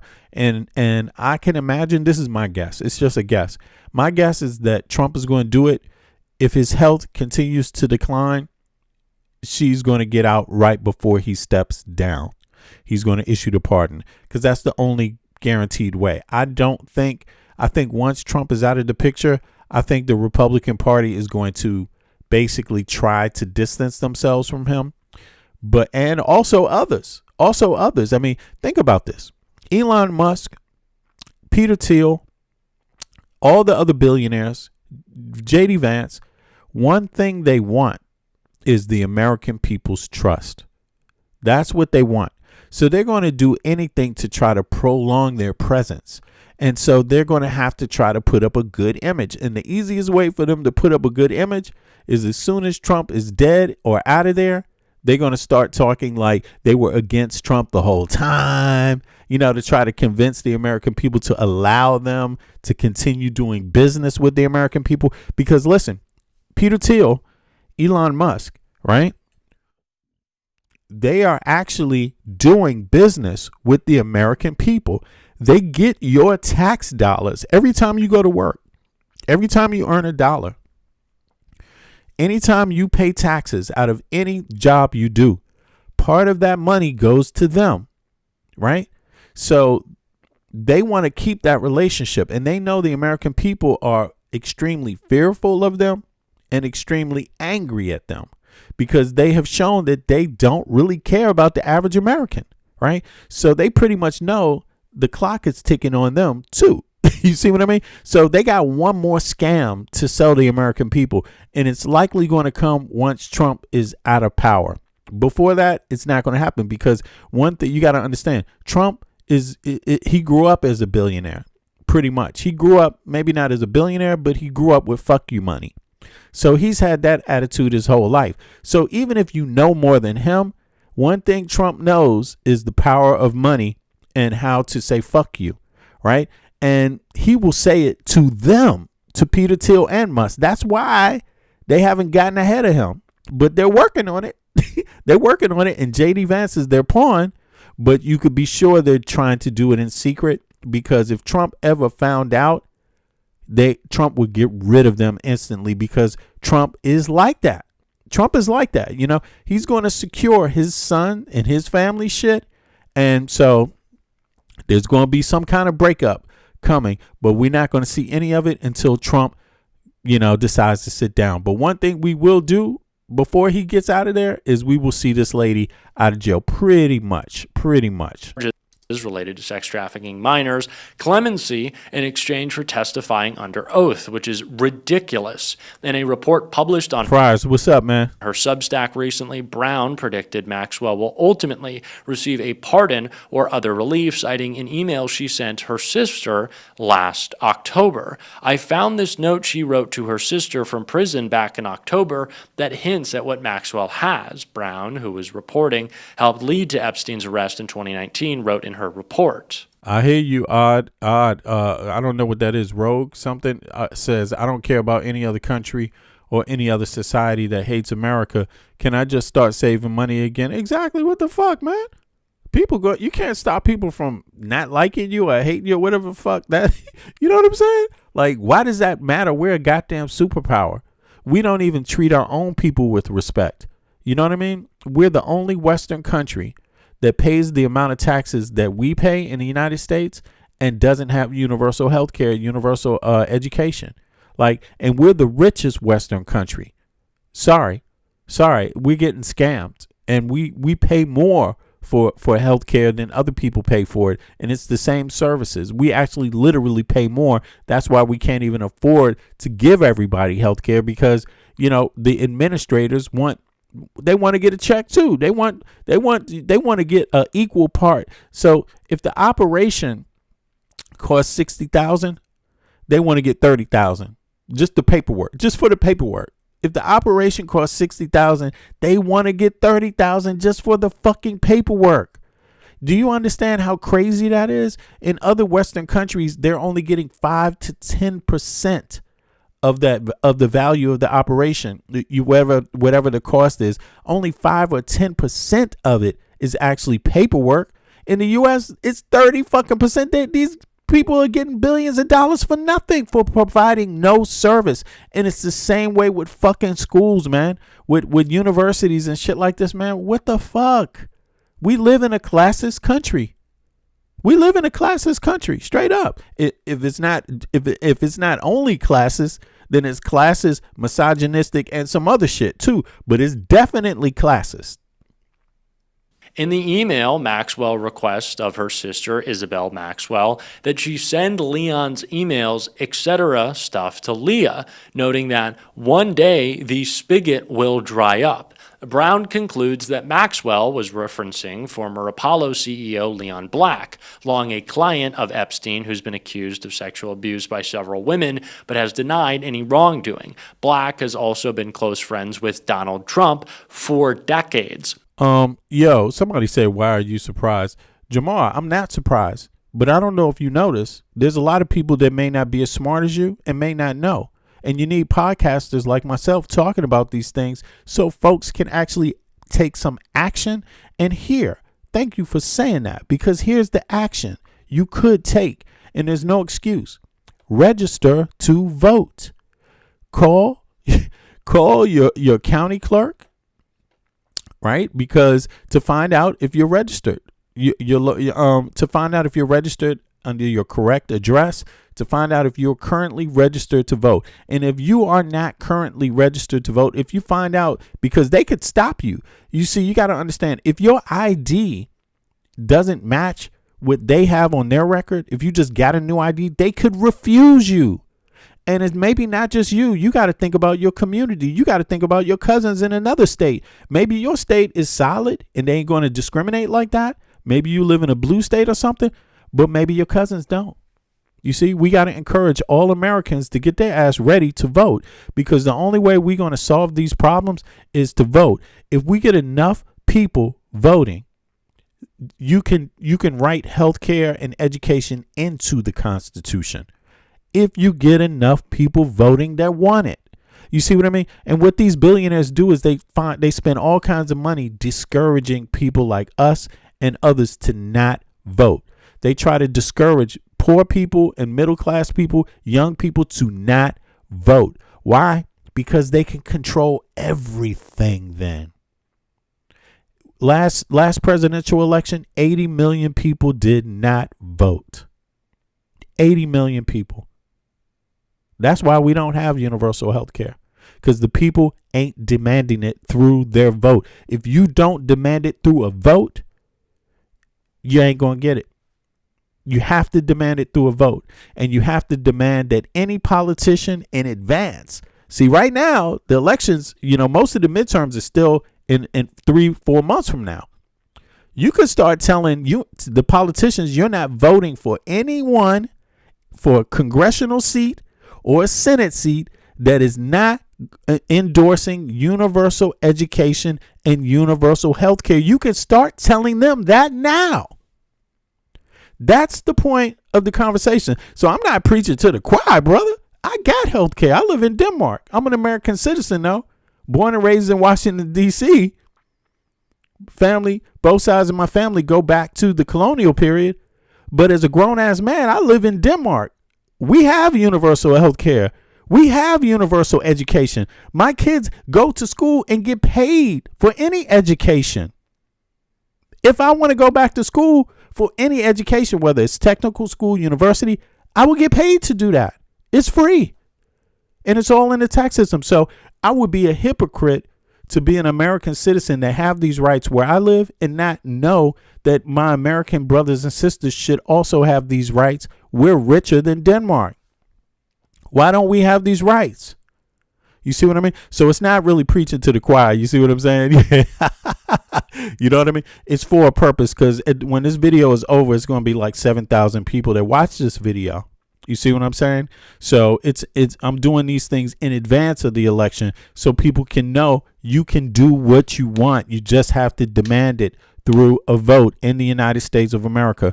We need everybody to get up and vote if they love their country and if they love somebody in their country.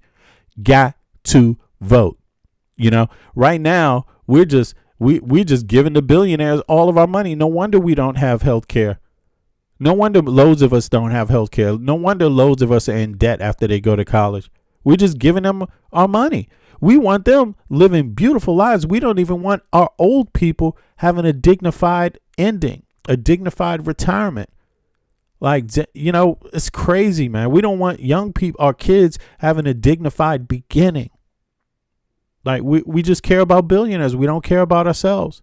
And we got to show that we care about ourselves through a vote. If we don't vote, they don't care. And if we don't tell them what we want from our vote in advance of voting, they don't care. And that should be the number one conversation every time we turn on the news.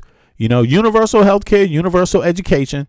Otherwise, I don't want to hear it. And if you ain't saying it, I'm going to say it. Just walk down the street. Just get on the train and say it. Universal health care. You can just go on the train today and just scream out, I'm not voting for anybody that is not going to advocate for universal health care and universal education. If you are not advocating, you're not getting my vote. Find me someone who's advocating for that, and I will vote for them. If every American went out there and said that, you'd have that shit like this. Bing! You'd have every politician saying, you know what? Yeah, we want to advocate for universal health care, because they know they want your vote then. But right now, it's very few of them doing that because they know the American citizens ain't even demanding it. We're not even demanding it. And it should be both sides.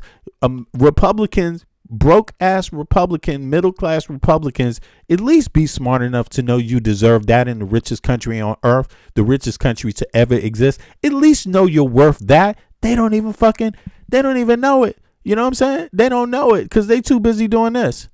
I don't care. I've told you 3 times. I don't care. Are you saying you don't mind if your right to vote would be taken away? I don't care. I know what I want. I know what I want. They know what I want. I know what I want. I don't want universal education. I don't want universal health care. I know what I want. I know what I want. And you ain't going to give me no education. God damn. Stop trying to give me education. Anyway, instead, they want a bunch of fucking excuses. You know, they rather have, you know, a billionaire up there talking about, yeah, all my friends got rich today. Ha ha ha ha. That's crazy. You know? As for Leah, Brown concludes Maxwell to be referencing Leah Safane, a friend and lawyer of only about 50 years behind Japan. Exactly, Eric. Straight up, man. Maxwell's, who helped draft her recent appeal for clemency. Does this mean Maxwell knows that when the spigot of evidence Congress has dried up, they will look to her for help, Brown wrote. Brown also pointed to the recent reporting. Everything she has is in the Epstein files. Everything she has is in the Epstein files. Everything. And everything she could offer, the victims already know. The victims already said it. They already talked about it. They know. You know, so what's she going to do? What is this lady really going to do? And look, here's the thing. I don't understand it because in the old days, they used to be like, you know what? We're going to lock your ass up for life. Yeah. And then we're going to wait about 50 years, 20 years, you know, we're going to wait and come to you in 20 years and just talk to you. We're not going to offer you a deal. We're just going to talk to you and tell you, well, if you tell me everything you know and I believe you and I come to the conclusion that it's everything, I will ask for some sort of clemency through the normal procedures, not through the Congress, not through the goddamn president. But the point is that if the person doesn't know that they're going to be locked up for the rest of their lives, why are they going to tell you? You see what I'm saying? How much time does she even get? You see what I'm saying? So she's going to get out. What is it? Let me see. How many years does she got left on her sentence? How many years left for Maxwell Ghislaine? Let's see here. I'm just curious how many years. Maybe she got 14 years. Yeah, she got 14 to 15 years left. So she might want to talk, but I don't think this is the proper way. You got to let her sit in jail more. Let her sit in jail more. Let all her friends go. Let Trump leave. Let J.D. Vance leave. Anybody that was on Epstein Island has to be out of the administration before you even start talking to her about any sort of pardon. It's just way too premature. All her friends need to be out of power, no power, before you talk to her, and then it might work, but let's see here. Andrew Windsor, who was arrested and stripped of his royal title after new details emerged about his past relationship with Epstein. The journalist who broke the story on Windsor, Brown, noted with Daphne Barak, an Israeli-American journalist and trusted friend of Maxwell and her family for about 20 years. In fact, Barak is one of the only people to have interviewed Maxwell in prison. Yeah, so people are hearing, and we talked about this yesterday. If you didn't hear the stream yesterday, I would say you should probably view it. Friars was up here, and we talked a little bit about this. But look, it pretty much looks like Israel sold a lot of information. Whatever they got out of Epstein, they passed along to Russia. That's what it looks like. Trump's, and it looks like these three Israel and Russia have been mingling with Trump for decades and since the 80s, essentially. So used him as a pawn. That's what it pretty much looks like. And I'm just saying it looks like that to me, right? And that's what it looks like to a whole lot of people. So like somebody said in the chat, even Israel has universal education and universal health care. The Americans, we're giving them our money and we don't even have it. It's like, come on. Everyone else that has any goddamn sense has a system like that anyway, and our people are just fucking like this. This is our people for you on that. This is our people. When you say, hey, man, wouldn't you rather have universal health care and universal education and it costs you less, costs everybody less? Wouldn't you like a system like that? Be able to get what you want if you can't vote for it. I don't care. I've told you 3 times. I don't care. Are you saying you don't mind if your right to vote would be taken away? I don't care. I know what I want. Yeah, she don't care. She know what she want. And when you know what you want like that and you don't care, when you literally don't care, you get bad representation all over the board, you get bad reputation. And then you get people like this, two-faced people, and they will say anything and do anything, and there's nothing you can do about it. You just got to listen to it. Thank you guys for having me today. I'll be filling in for Caroline today, obviously. Another hypocrite. I'll have a brief remarks here, and then we'll get to your questions. As you know, over the weekend, the president announced this Project Freedom, and the goal of it is to, frankly, if you want to talk about it, it's to rescue like almost 23,000 civilians from 87 different countries. We're going to listen to, now he wants to rescue civilians. He stopped aid, U.S. aid, but he want to rescue civilians now. This is just the most bullshit artist on earth. Yeah, it's just crazy. Also, immigrant background, just for the record, immigrant background. So it shows you character doesn't necessarily, it's not, character, it's not an immigrant thing. You don't know who, it could be immigrant, it could be, character doesn't have a nationality, it doesn't have a resident status, it doesn't have anything. He is a bad immigrant. That's what he is. He's not a good immigrant. Why? Because look at his character. The man has no ethics. He's going to get out there. He's willing to just say and do whatever, There it is. I don't want nobody like that. So countries that are trapped inside of the Gulf and left for dead in the Persian Gulf by this Iranian regime. for more than 2 months now, these the Iranian regime we attacked. The Iranian regime we attacked just out of nowhere, just out of the blue. We decided we wanted to attack them after Trump himself blamed every other president for doing that. I mean, Trump literally dissed every other president for doing what he's doing now. And his voters were like, yeah, Trump, that's right. We want to get out of foreign wars. And then he said, ha ha, gotcha, sucker. And then went in and got into a foreign war that was even less provoked. I mean, it's just crazy. Innocent sailors and commercial crew members have been stranded out at sea because Iran is conducting something that's not just. Anyway, I'm going to get past his bullshit and get to the questions. Let's hear it. So, look, the Times. He's really going to be sweating here. He has proven time and again that he will back up what he says. And if they test him, ultimately they will lose. The hard way, the easy way, the long way, the short way, they will lose. Look, they already tested him. What the fuck? You don't see these videos dropping every day? They're out on every news channel on earth saying, no, you want to attack us? We attack you. You hit us hard, we treat you hard. You do this to us, we do this back to you. That's our stance on the United States government, on this administration. And he's like, you test us, man. If you test us, we're going to show you. Man, they've defied you every step of the way, dude. And anyone could have told you that's pretty much what they're going to do. And it's not because don't have more money. It's not because you don't have more bombs. It has nothing to do with that. It's because they are of the opinion that they're tired of being fucking pushed around. That's all. And when people get to that point, they just act differently. And on top of that, they're not, exactly, they have capabilities, man. They have science. They have engineers. You know what I mean? Like, they have capabilities. So, yeah, they make shit. I mean, you know what I'm saying? And they have others helping them. They got China, for one. Russia. Putin is helping them.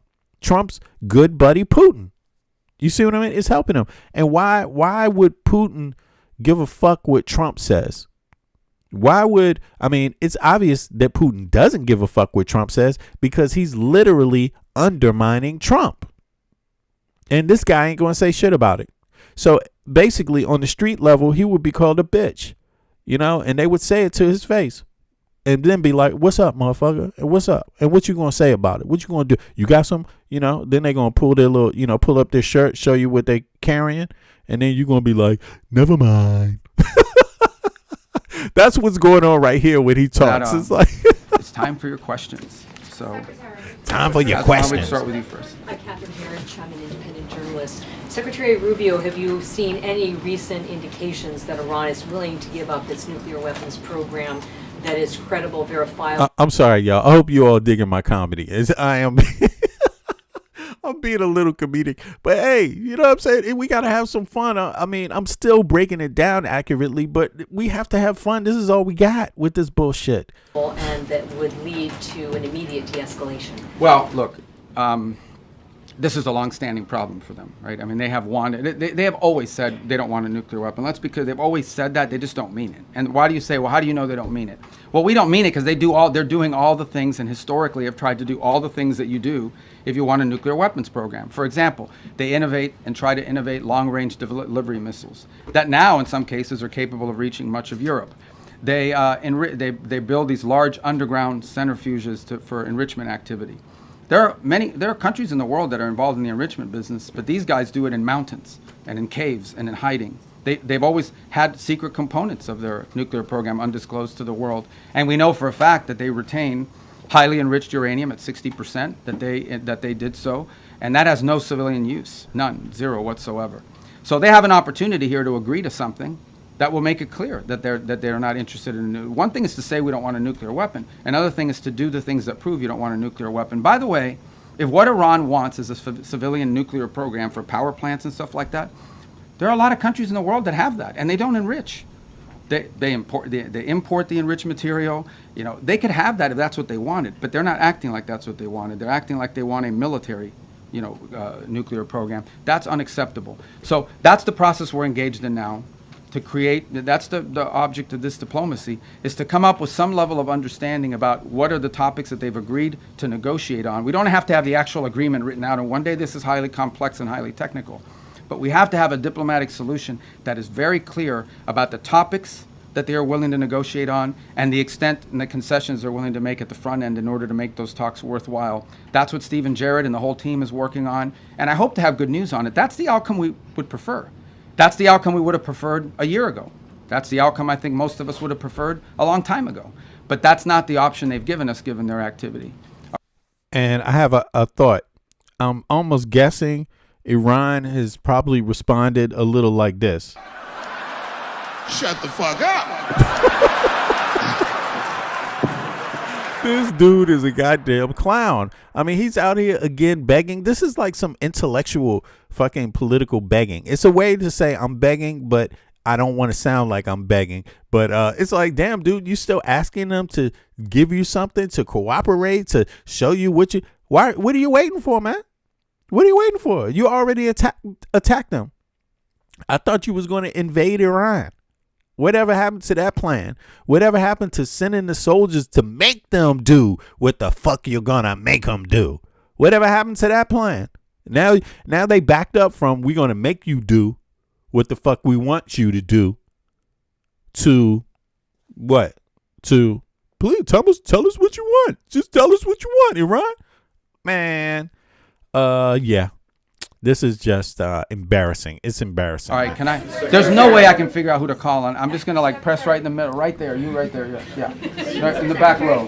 Thank you, Mr. President. I'll go to you next. I can't get everyone. Yeah, I saw the latest Lego video, man.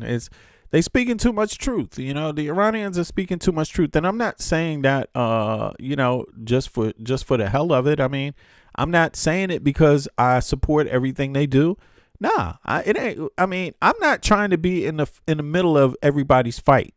For me, I think the U.S. cannot control what goes on there. We can deal with our interests.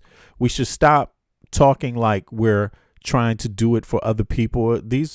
Everybody doesn't want us in the middle of their fights. Everybody doesn't appreciate us. Listen, Israel does not appreciate the United States of America. I'm talking about its government. They don't. Because if they did, they would act differently. Very simple. And but you see how it's going. I mean, that's my opinion. And I don't think I think they have their own goals, Israel, and I don't think you can win when you're partnering with people that have their own goals and don't care if your goals are undermined. You see what I mean? People that don't care what position you're put in. Israel doesn't care what position the United States people are in or put in. And this thing about a nuclear bomb, listen, if Iran could muster up a nuclear bomb that could get over to the United States and we couldn't protect it, then that automatically means everybody else is also fucked. So why wouldn't they go for somebody else closer? You see what I'm saying? So I just don't believe any of it. I think it's a waste of energy. It was part of our foreign policy. Yeah, we should have our own foreign policy, and we support different people. We support Saudi Arabia. We support Egypt. We support different. We do. The United States is actively engaged in supporting governments. But first of all, the American people want support at home for the things they need. And when we're constantly supporting others and our government is not listening to our needs, American people get tired of this shit. And I think that's where American people are at now. We're at a different juncture in this whole thing. It's not that we don't care. It's not that we couldn't navigate foreign policy. It's that we don't have any domestic policy that works for American citizens. I mean, American citizens are not doing as well as other Western citizens, really, and haven't been, not on large. Not when you look at the total population. When you look at a segregated group, they're doing excellent. But when you look at the average, it's not. The average person in other Western countries is doing better than the average American. You see, and that's where the problem lies. We need to be, we're the most powerful country. We need to be at a minimum the average American needs to be doing as well as the average Western citizen at a minimum for any other conversation to make sense. You see? So that's my view anyway, you know. All right, go ahead. Thank you, Secretary Rubio. Keep going right. Welcome to the White House. What's You're that? Talking to me, sir? Yeah, to you, yes, sir. Thank you. I have two questions on two separate issues that come Do they under... get two questions for these? Two questions. There's a lot of people in here. That fall under your umbrella. All right, well, Mark Rubio is loving the limelight right here. I can see it in his face. Look at this. This is like his chance to show that he can be a president or something, man. You can ask me two questions. I'll give you one answer. Go Thank ahead. you very much. I appreciate And I'll pick the one I like better. Thank you, Mr. Secretary. The first has to do with the blockade. There are lawmakers from both parties who claim the blockade is an act of war. What do you say to that? And my second question has to do with the fuel embargo of Cuba. How long, Mr. Secretary, will that last? Okay, two things. All right, good. I'll answer both your questions because I like the second one too. The first one on the blockade. And so why do we have a blockade? We have a blockade because they shut down the straits. So I don't know which members of Congress you're talking to, but here's what I would ask them. I would ask everybody here. It's very simple. These guys have shut down the Straits of Hormuz. This is what Iran is saying. We will shut down the straits. No one can go through. No country in the world can go through unless we allow you to go through, and you have to pay us. But our ships can go through, meaning the Iranian ships, as much as they want. That's crazy. Who would agree to that? So how are we going to have a situation where they get to close the straits to everybody, and the only people who are allowed to go through there 100% without... I mean, are they stopping Russian ships? Are they stopping Chinese ships?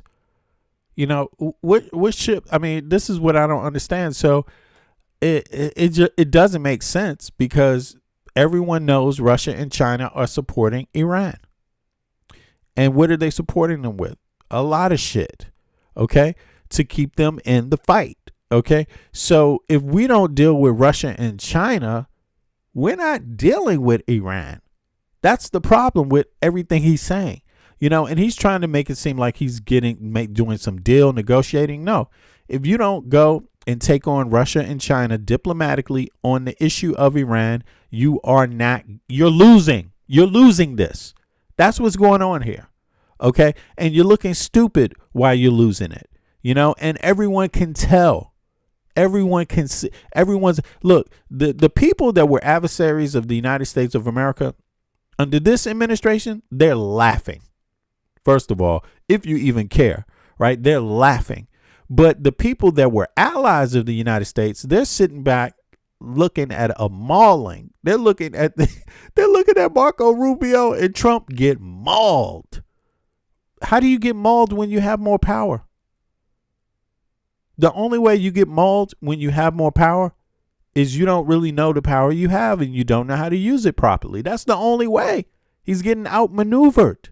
You see, he has he has poor strategy. So now he's in a position where he's begging. This is what it sounds like when you're begging. Not paying anything are the Iranians. Look at that. The only people not paying anything is the Iranians. How can they do that? That doesn't sound fair. Everybody here. It's very simple. These guys have shut down the Straits of Hormuz. This is what they shut down the Straits of Hormuz, huh? So you gave them a situation where that was possible because you have more power. You have more leverage. So how'd they get to do that? Because you used your power and your leverage incorrectly and foolishly. No strategy. That's how. Iran is saying, we will shut down the straits. No one can go through. No country in the world can go through unless we allow you to go through, and you have to pay us. But our ships can go through, meaning the Iranian ships, as much as they want. That's crazy. Who would agree to that? Who would agree to that? Who would agree? You would. Obviously. Look, he doesn't sound too confident. Like, he sounds like, who would do that? Who would do it? It sounds like begging. That's what it sounds like. You know what I'm saying? Who would agree to that, man? Who would agree to that? You don't understand. Who would agree to that? You would. That's why they offered it to you, sucker. God damn. So how are we going to have a situation where they get to close the straits to everybody, and the only people who are allowed to go through there 100% without paying anything are the Iranians? Because it's called the Straits of Hormuz, you know, and it's not called that for any old reason. Look, geography explains how.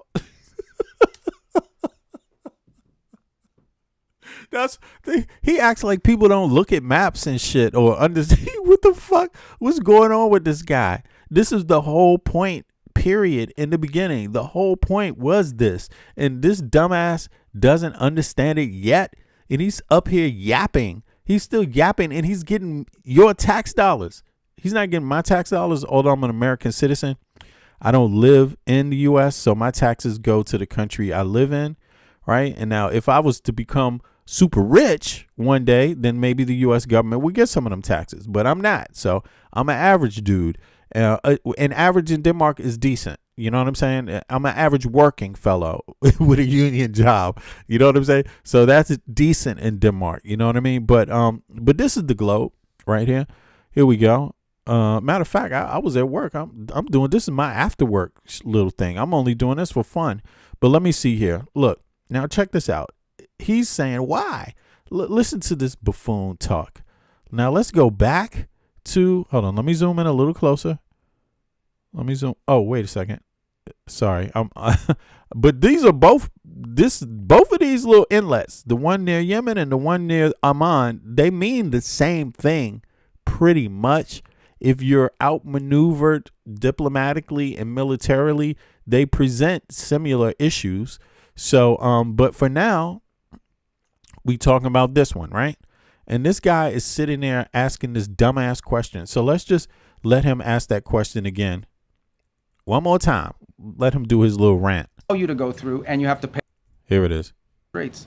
So I don't know which members of Congress you're talking to, but here's what I would ask them. I would ask everybody here. It's very simple. These guys have shut down the Straits of Hormuz. This is what Iran is saying. We will shut down the Straits. No one can go through. No country in the world can go through unless we allow you to go through, and you have to pay us. But our ships can go through, meaning the Iranian ships, as much as they want. That's crazy. Who would agree to that? So how are we going to have a situation where they get to close the straits to everybody, and the only people who are allowed to go through there 100% without paying anything are the Iranians? Okay, I'll explain that to Marco Rubio's dumbass.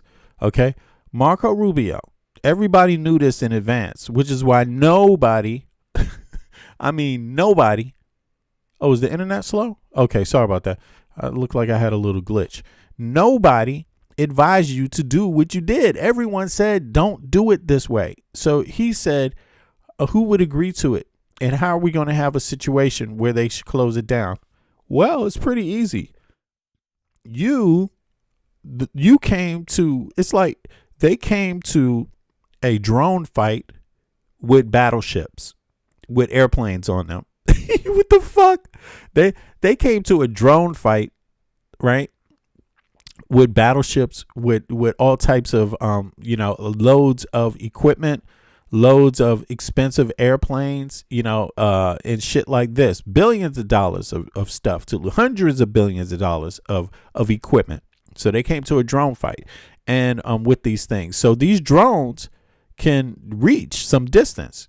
So if you want to get in there to where that little thing is and free that area up, that little that little bump right here. I don't know if you can see it, but this area between Menab and Dubai, if you want to get in there and control all of that, then you have to send people close. You got to get people in there. How are you going to do that? That means you got to have a lot of airplanes. You got to have a lot of activity, military activity. Now, your military, where they have their battleships, is outside here, is out at a distance, because the U.S. doesn't want to get hit. They're out here near Oman. You know what I mean? They're not anywhere near Iran, because they would get hit easily. They would become targets. So they're not close, right? And then the ones that are close in Bahrain, Qatar, Iraq, shit like that, they're getting fucking hit. They're getting hit because they've just been outmaneuvered from the beginning, man. These guys just did the unthinkable. They did the unthinkable. They did the stupidest thing you could do if you wanted to win. First of all, and if you want to solve this problem, the only way it's really going to change is if there is a real total invasion of Iran.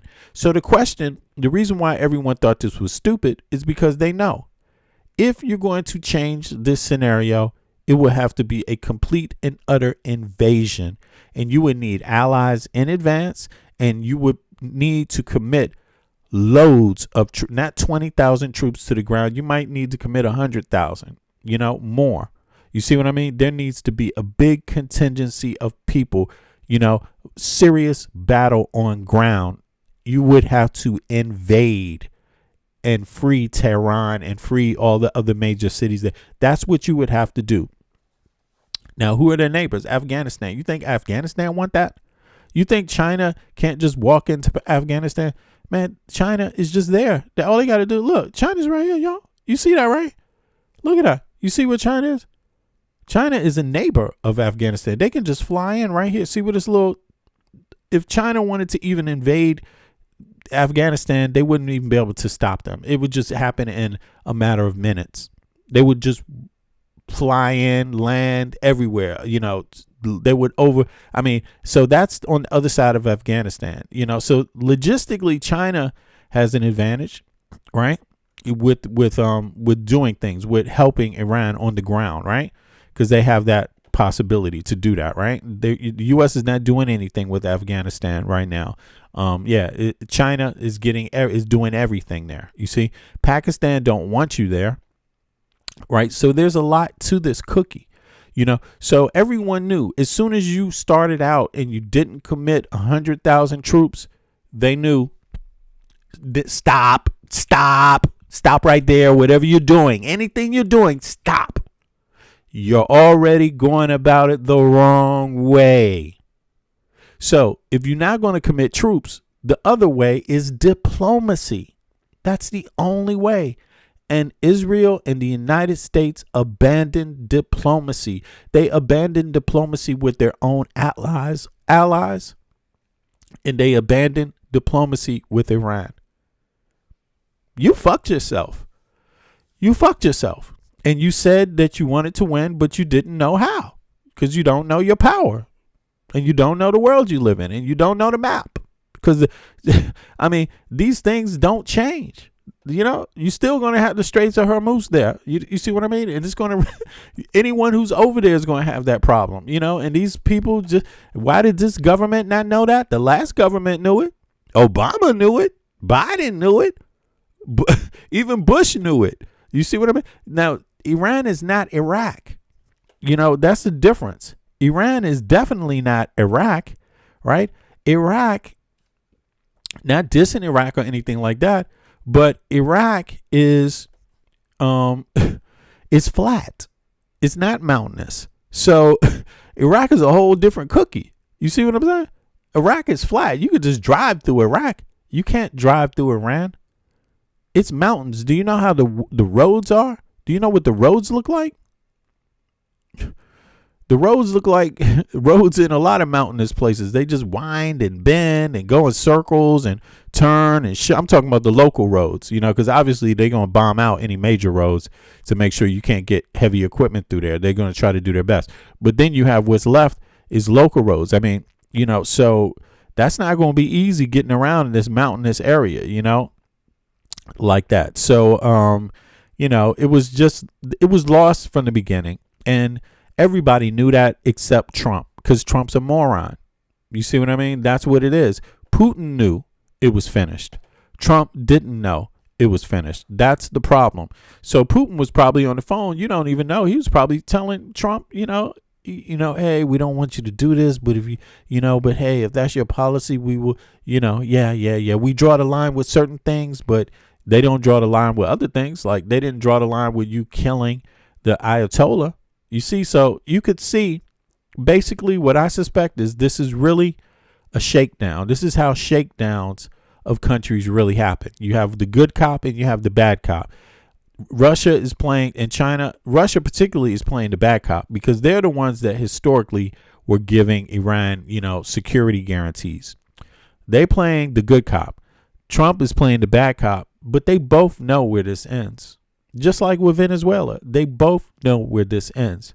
They both know it. You see what I mean? So don't make any mistake. The relationship between Russia and Iran is one of convenience. The relationship between Iran and China is one of convenience. It's not ideological. That's different from NATO countries and the rest of NATO. The U.S. right now is on its own, but the rest of NATO is ideologically aligned, you see, and it's convenience too, but it's not convenient, because they have trade. that is something they have to uphold. But they have all these things built up, infrastructure plus ideological reasons. Democracy. That's what it's called. That's the term that's used. You see, Western democracy. China, Russia, and Iran, they don't align that way. They're only in it because they're against U.S. homogeny or against U.S. having power or against Western powers. That's it. So they're only doing it for those reasons. You know, if the things were different, China doesn't treat Muslims too well inside of China. You see what I mean? If it was different, Russia doesn't treat Muslims too well inside of Russia. You see what I mean? So that's a different type of relationship going on here. And Trump just doesn't know much about it. But let me let this fool talk a little more. I'm sorry. You do that, they'll keep the straits closed forever. They're trying to make this some new normal. Okay, under no circumstances can we ever allow them to normalize the fact that they get to blow up commercial ships. Hey, look, the old normal was everybody was getting what they needed and there was peace, except peace between Israel and Iran. But outside of that, the oil was flowing. Everybody else was getting their oil, right? Before that, now there's a new normal. And the new normal is your gas prices went up. And what the really crazy shit is that, you know, this again, why do you want that to happen when you can't even produce enough gas yourself? The United States produces oil, but they're not refining enough gas for local consumption. So they depend on other people to bring it to them. Like, seriously. You know, Trump, right? He knew that and he still did this shit anyway. Well, if somebody else's gas now costs more because of this war, the very gas that they're bringing to the U.S. so Americans can drive their gas cars, why the fuck would you do it this way? But he did it anyway.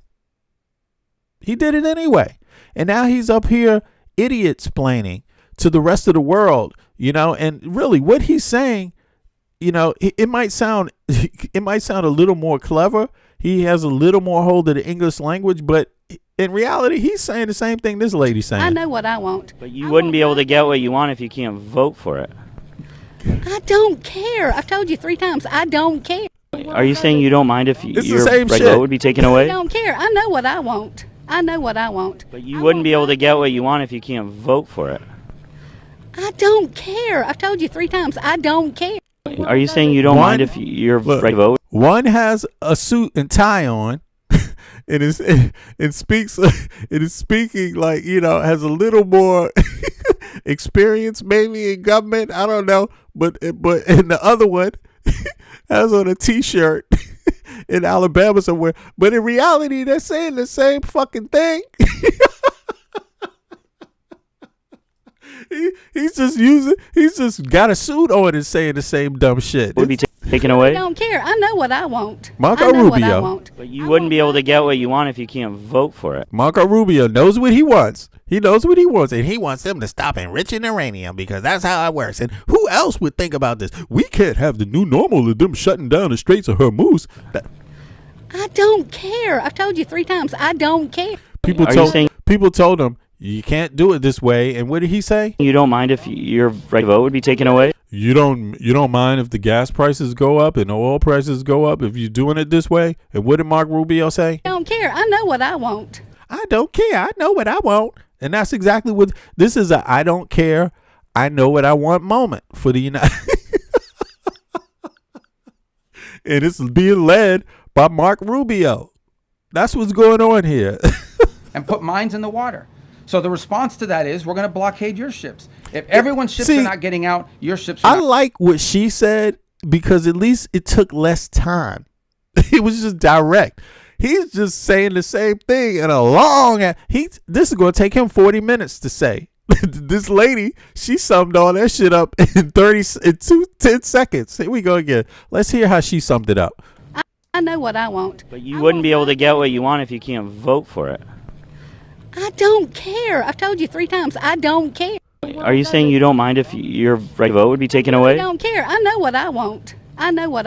But you wouldn't be able to get what you. Marco Rubio could have just said that, and everyone would have understood everything that he's taking 45 fucking minutes to say can be summed up in her words. I don't care. I know what I want.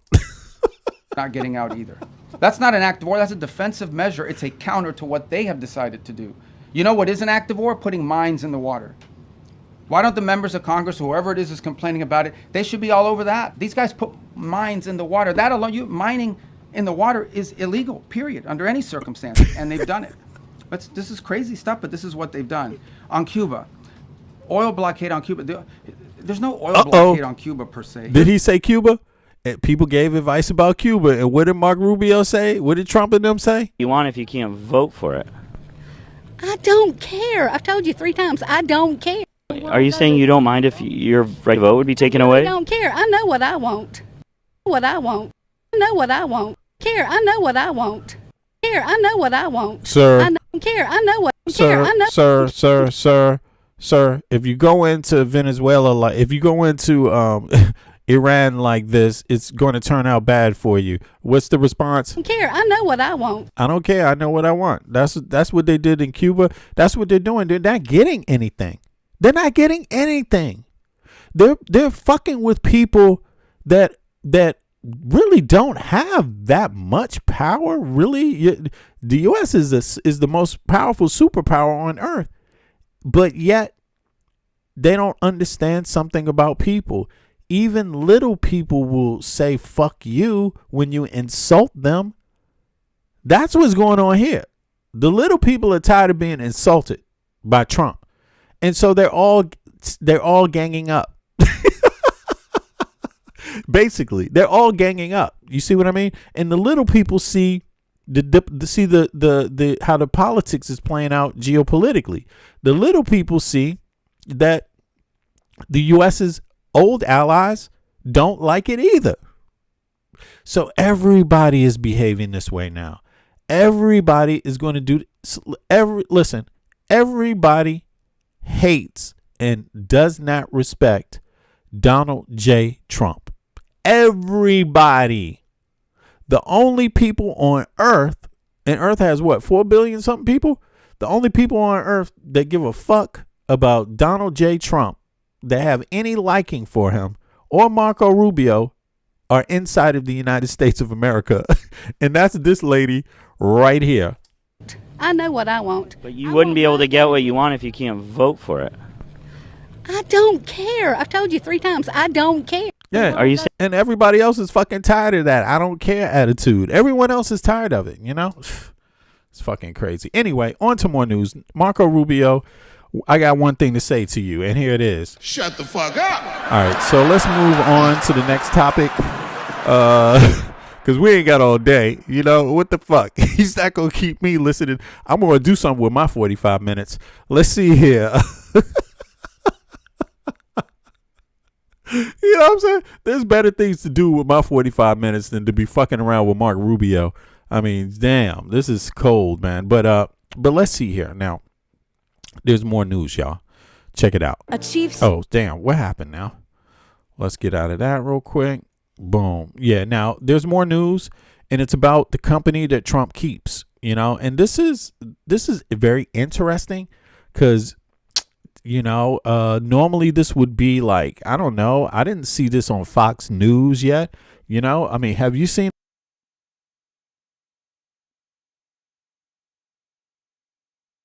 Sorry about that. Have you seen this on Fox News? Has anybody seen Fox News covering this? Has this been on CNN? Because I don't have cable news over here. I just have this internet news. But this is Secret Service dude. I don't know. Is he serving under Trump? Let's hear about it. A Fed. Committee offensive indecent exposure. Accused of pulling a filthy criminal stunt. Mr. Spillman? United States Secret Service officer John Andrew Spillman busted for allegedly dropping his pants, pleasuring himself, and menacingly following hotel guests to the point they had to retreat to their room for safety, according to cops. An arrest form obtained exclusively by 7 News, stating a woman told deputies she and others immediately entered their room because she was in fear for their lives. 711 Northwest 72nd Avenue, the Doubletree Hotel. This Doubletree near Miami International Airport is where the 33-year-old federal law enforcement member was arrested just after midnight Monday. after victims told sheriff's deputies they were downstairs in the hotel lobby and the defendant followed them. Then they saw the defendant masturbating next to their hotel room. This is a Secret Service officer. You know, the Secret Service protect the president, and they protect other high government officials, right? I wonder what he was doing there. It's definitely what. Yeah, it sounds like one of Trump's guys. It sounds like one of Epstein's dudes too. Fuck, you know, this is crazy, man. The Miami-Dade Sheriff's Office report explaining they This is in Miami. This is in fucking Miami, yo. So you're right. This is definitely one of Trump's dudes. They down there pulling their pants down, y'all. I mean, this is insane. This is insane. Let me play some more. A Fed Committed the offense of indecent exposure. accused of pulling a filthy criminal stunt. Mr. Spillman? United States Secret Service officer John Andrew Spillman busted for allegedly dropping his pants, pleasuring himself, and menacingly following hotel guests to the point they had to retreat to their room for safety, according to cops. An arrest form obtained exclusively by 7 News, stating a woman told deputies she and others immediately entered their room because she was in fear for their lives. 711 Northwest 72nd Avenue, the Doubletree Hotel. You know, and then when they had him on tape talking to Trump, here's what it sounded like. Oh, shit. Shut the fuck up. Miami International Airport. Wait a second. What happened? I got to check out my effects here. All right, let me get that straight. I'm going to let this play. Sorry about that, law y'all. Enforcement member Let me fix that. busted for allegedly dropping his pants, pleasuring himself, and menacingly following hotel guests to the point they had to retreat to their room for safety, according to cops. An arrest form obtained exclusively by 7 News, stating a woman told deputies she and others immediately entered their room because she was in fear for their lives. 711 Northwest 72nd Avenue, the Doubletree Hotel. This Doubletree near Miami International Airport is where the 33-year-old federal law enforcement member was arrested just after midnight Monday, after victims told sheriff's deputies they were downstairs in the hotel lobby and the defendant followed them. Then they saw the defendant masturbating next to their hotel room. The Miami-Dade Sheriff's Office report explaining they called hotel security, who found the defendant with his pants lowered and masturbating on the 6th floor. 7 News reached out to the Secret Service about their officer said to be caught with his pants down. They tell us Officer Spillman, who's from Marble Falls, Texas, is based in Washington, D.C., but was in South Florida working a security perimeter screening detail at Trump Doral for the president's visit as he attended the 2026 Championship Golf Tournament. The chief of the Secret Service releasing a statement that reads in part, The alleged conduct is unacceptable and stands in stark contrast to the professionalism and integrity that I demand of our personnel. Spillman's South Florida assignment concluded Sunday, and he was off duty when arrested. I appointed the Public Defender's Office to represent you. He appeared in bond court Monday, with no mention of his role with the Secret Service. My bond is set at $1,000. Wow. So that's one of Trump's Secret Service people down there exposing himself, masturbating in front of fucking guests? What the fuck is going on? And sorry about that. I had this set up wrong before, my little effects here, which I just started implementing. But this is the conversation allegedly that happened with Trump between these two. Listen to it. Former Access Hollywood host Billy Bush fired back at President Trump in a New York Times op-ed, putting him back in the news ahead of an appearance tonight on The Late Show with Stephen Colbert. CBS 4's Lisa Petrillo has details now from the control room. Lisa. Rutabaga, it's hard to believe it's been over a year since we first heard the words and saw the video obtained by the Washington Post that resulted in entertainment reporter Billy Bush getting fired from his job at NBC and Mr. Trump being elected president. The video and audio captures Trump on a hot microphone discussing attractive women and attempting conquest, despite the fact he was already married to his current wife, Melania, at that time 8 months. I just start kissing them. It's like a magnet. You just kiss. I don't even wait. And when you're a star, they let you do it. You can do anything. Whatever you want. Grab them by the... You can do anything. At that time, Trump said it was locker That room banter and was is a private crazy. conversation that took place many years ago. He apologized if it offended anyone, but said that the outrage was being overblown. I just start kissing them. It's like a magnet. You just kiss. I don't even wait. And when you're a star, they let you do it.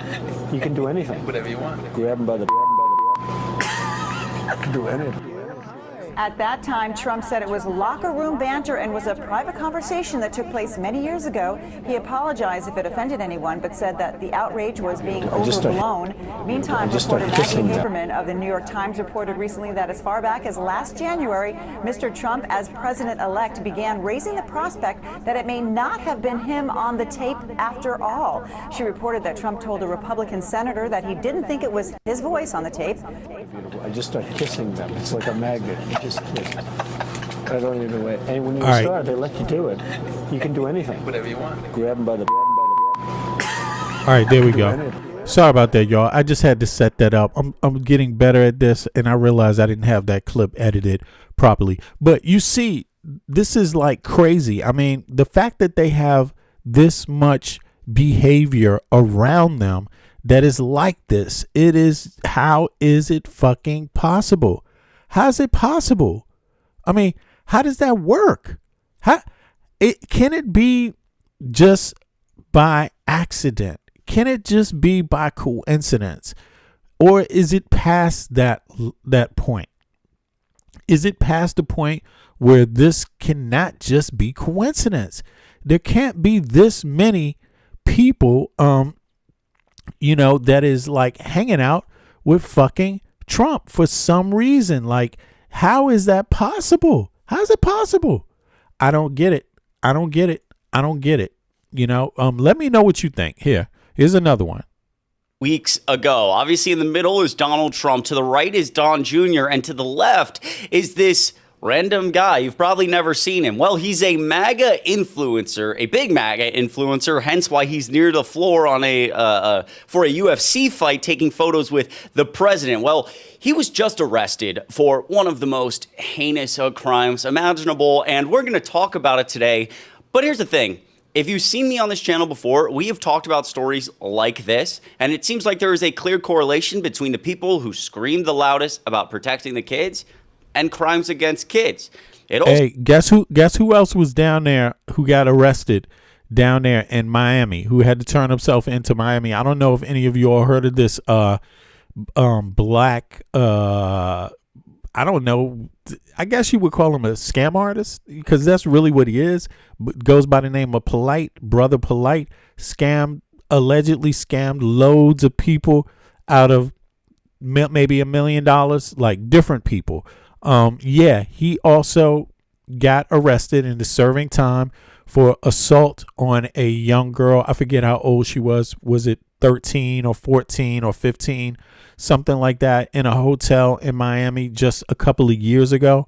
I think it's just 2 years ago, and that's Miami also.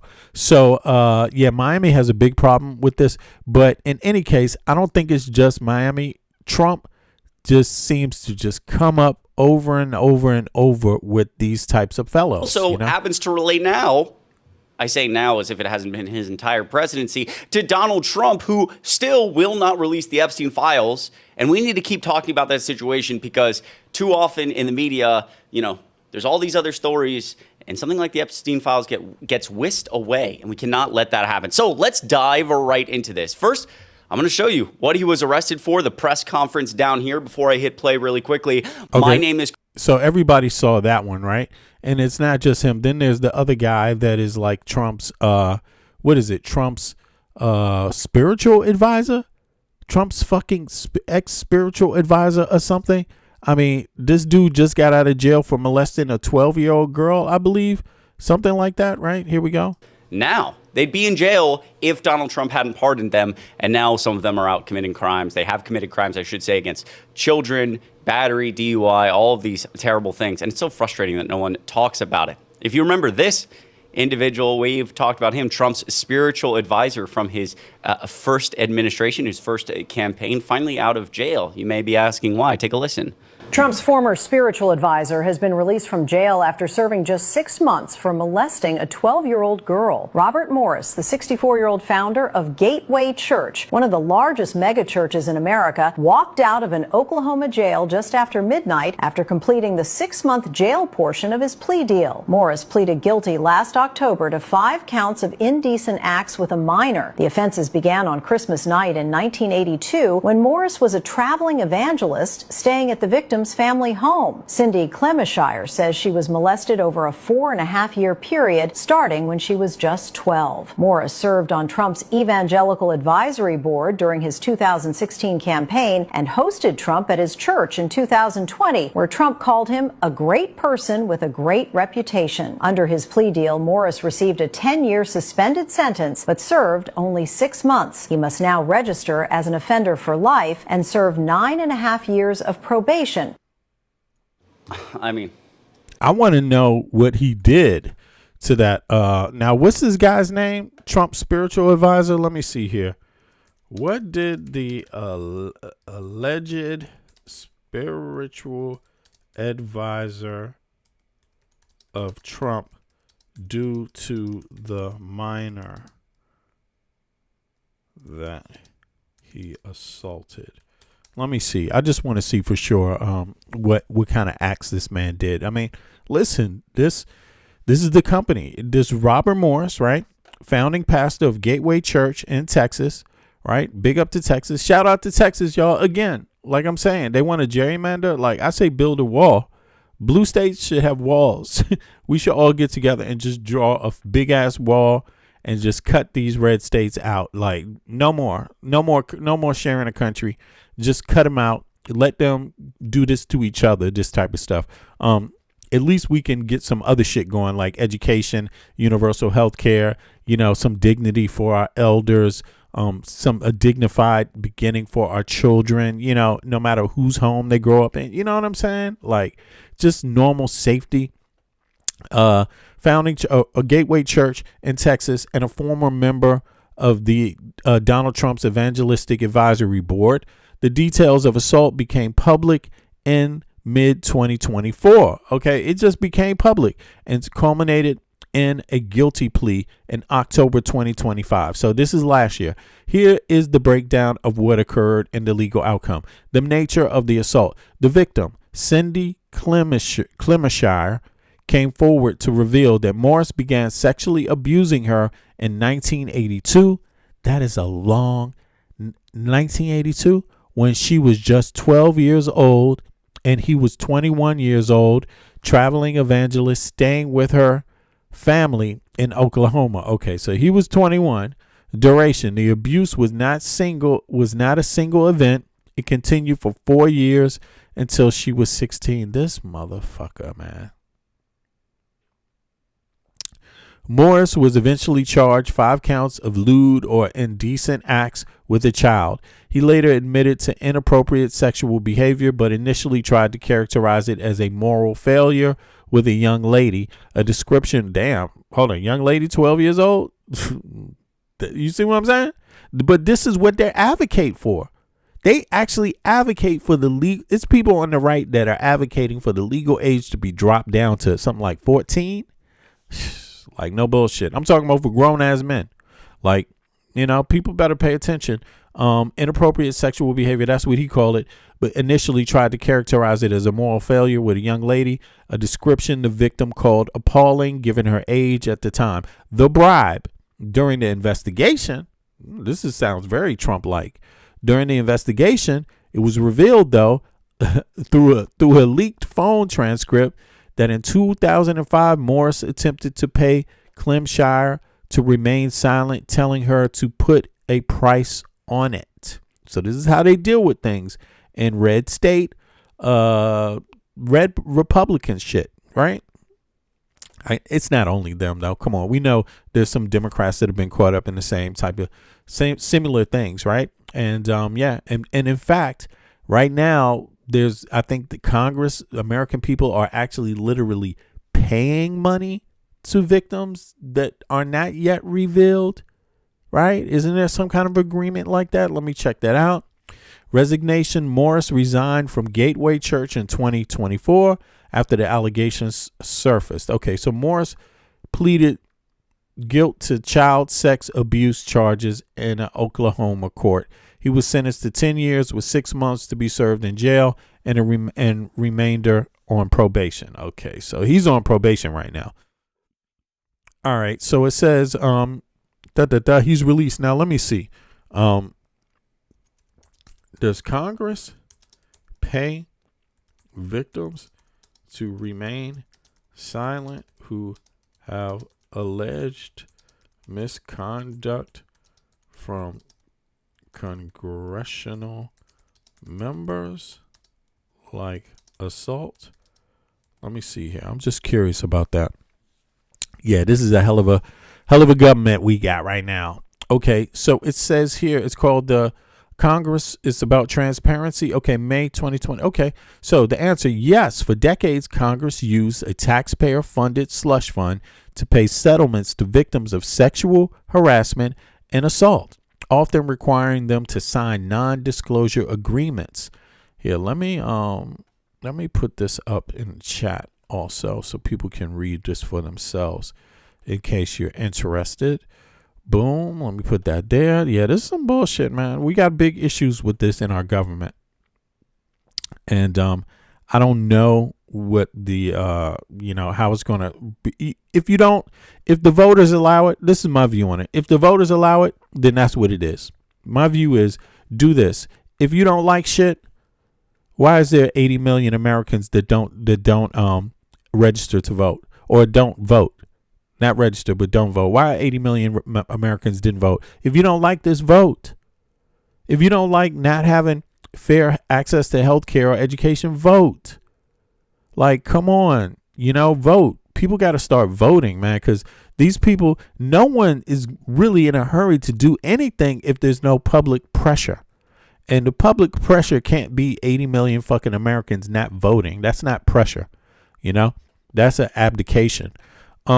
But let me see here. Here's the breakdown on the system. The slush fund, the Treasury account. The fund is officially known as the Treasury Judgment Fund, administered by the Office of Congressional Workplace Rights, OCWR. Since 1996, this fund has paid out over $17 million for various workplace disputes in the legislative branch, including discrimination and sexual harassment.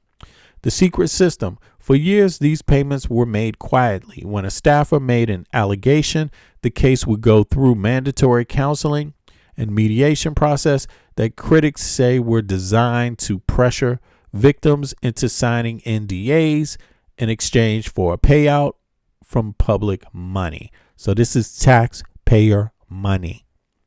2018 Reform Act. After a public outcry during the Me Too movement, Congress passed the CAA. So Me Too did something. Passed the CAA 2018. This law made two major changes. Personal liability. Lawmakers are now personally responsible for reimbursing the Treasury for any settlements related to sexual harassment or retaliation they personally committed. They can no longer just walk away and let the taxpayers cover the bill. But where do they get the money from? Who gives them the money to pay it? Right? Because how much money do Congress people get paid on the books? I don't know. No more money mandatory silence. Okay. The law removed the cooling off periods and mandatory mediation that were previously used to bury claims. In 2026 disclosure, the Mace files. Just in this week, May 5th, 2026, Congresswoman Nancy Mace released over 100 pages of internal OCWR documents that she obtained via subpoena. These files unmasked several former members of Congress who had used taxpayer money for sexual harassment settlements before 2018 reforms took place. The newly released files show that taxpayers paid over $338,000 for settlements involving specific members of Congress, including Eric Massa. 3 separate cases. God damn. Blake Forenthal. A case that was previously reported but now fully documented. John Conyers. Combined settlement and severance. Patrick Mahane. for 2 cases. Damn. Okay, so there's more people though. There's more people, and yeah, it is what it is. That's how folks want to live out this reality, and they don't do their part when they're voting.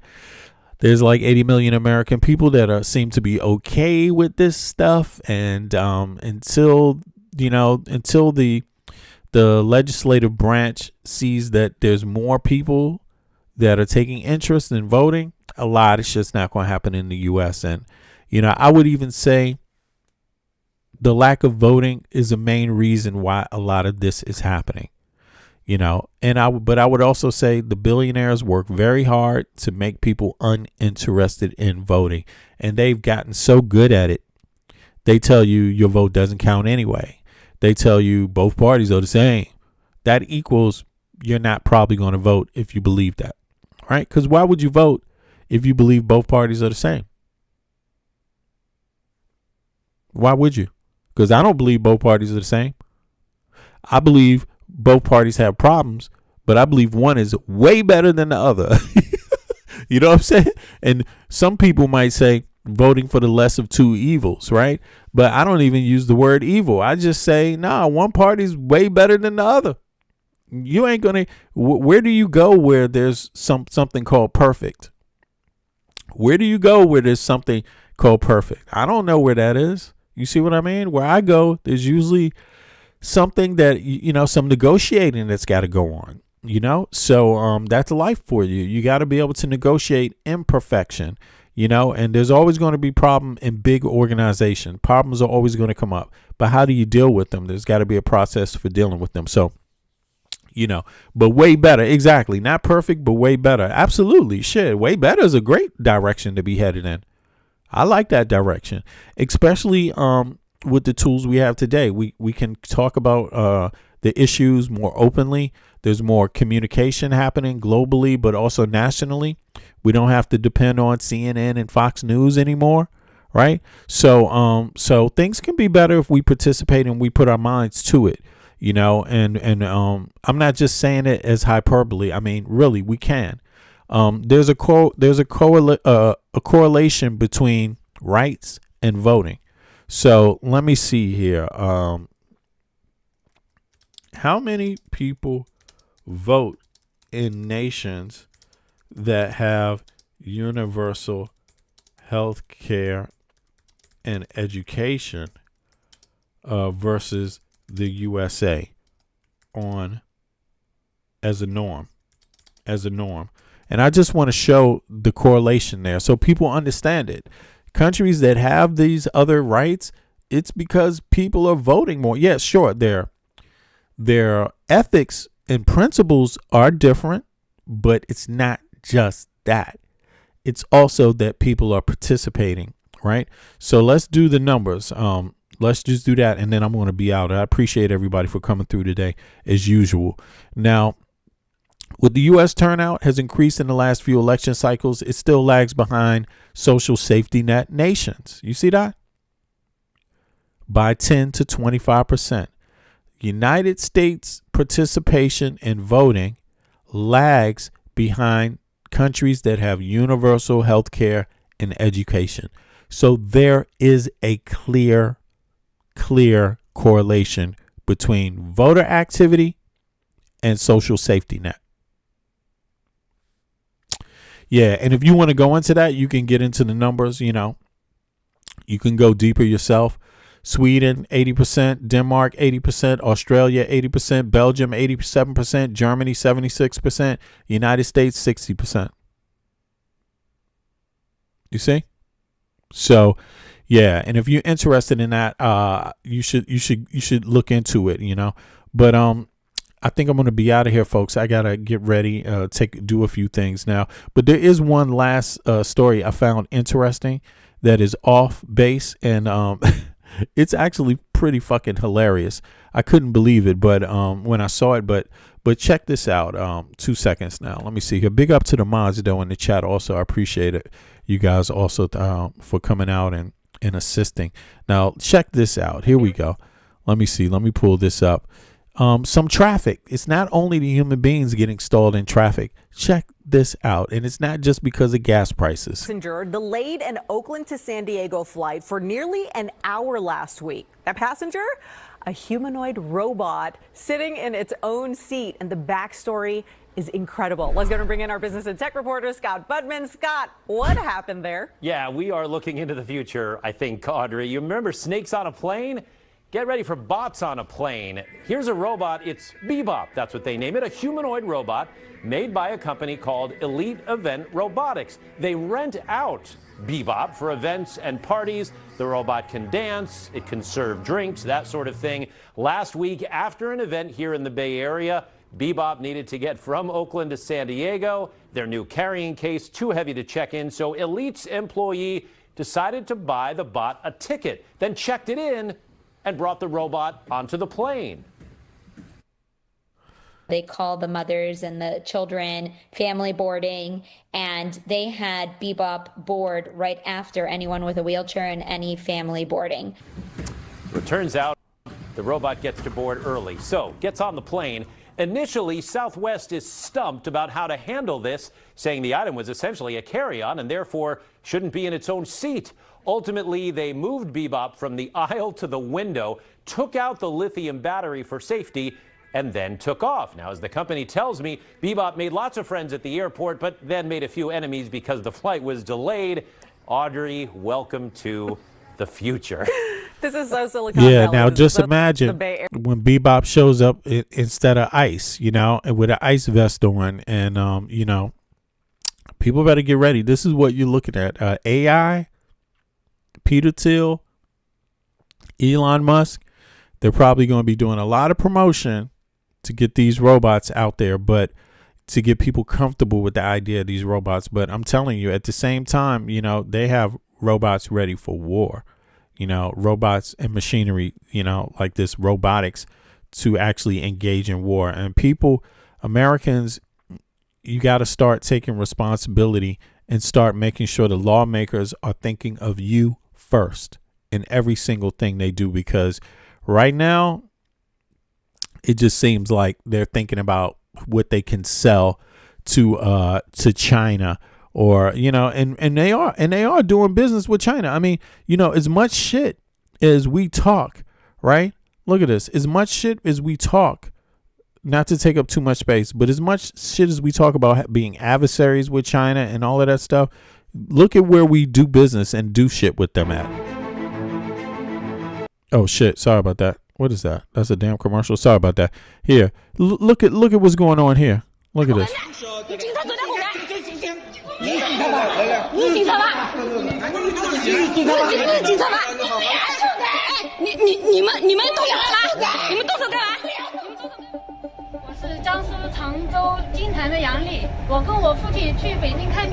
This is Yang Li. She's trying to make her way to the Chinese capital. The men she's filming following her are with the police. The Yang family has tried to make this journey to Beijing 20 times now, but every time, the police anticipate their next steps and physically stop them. No other country keeps tabs on its citizens like China. More security cameras are installed here than in the rest of the world combined. With artificial intelligence, China has supercharged its ability to stifle any dissent with the most... When you figure out who's working with them, once you figure out who's working right now, right while you see that robot get on that plane, sophisticated surveillance systems on the planet. The government is able to spy on its people and repress its population by predicting who should be labeled as suspicious, and they had help from companies in a country that has long claimed to support freedoms worldwide. U.S. companies are really leading the way in China in helping the Chinese police to implement these kinds of tools. U.S. companies are helping the Chinese police implement these tools. So what do you think they got in store for American citizens? And are American citizens doing their part and making sure they're the ones that control what happens in the United States of America? Or are we just giving that decision-making power away to others? An Associated Press investigation has found that for decades, American tech firms sold billions of dollars worth of surveillance technology to China.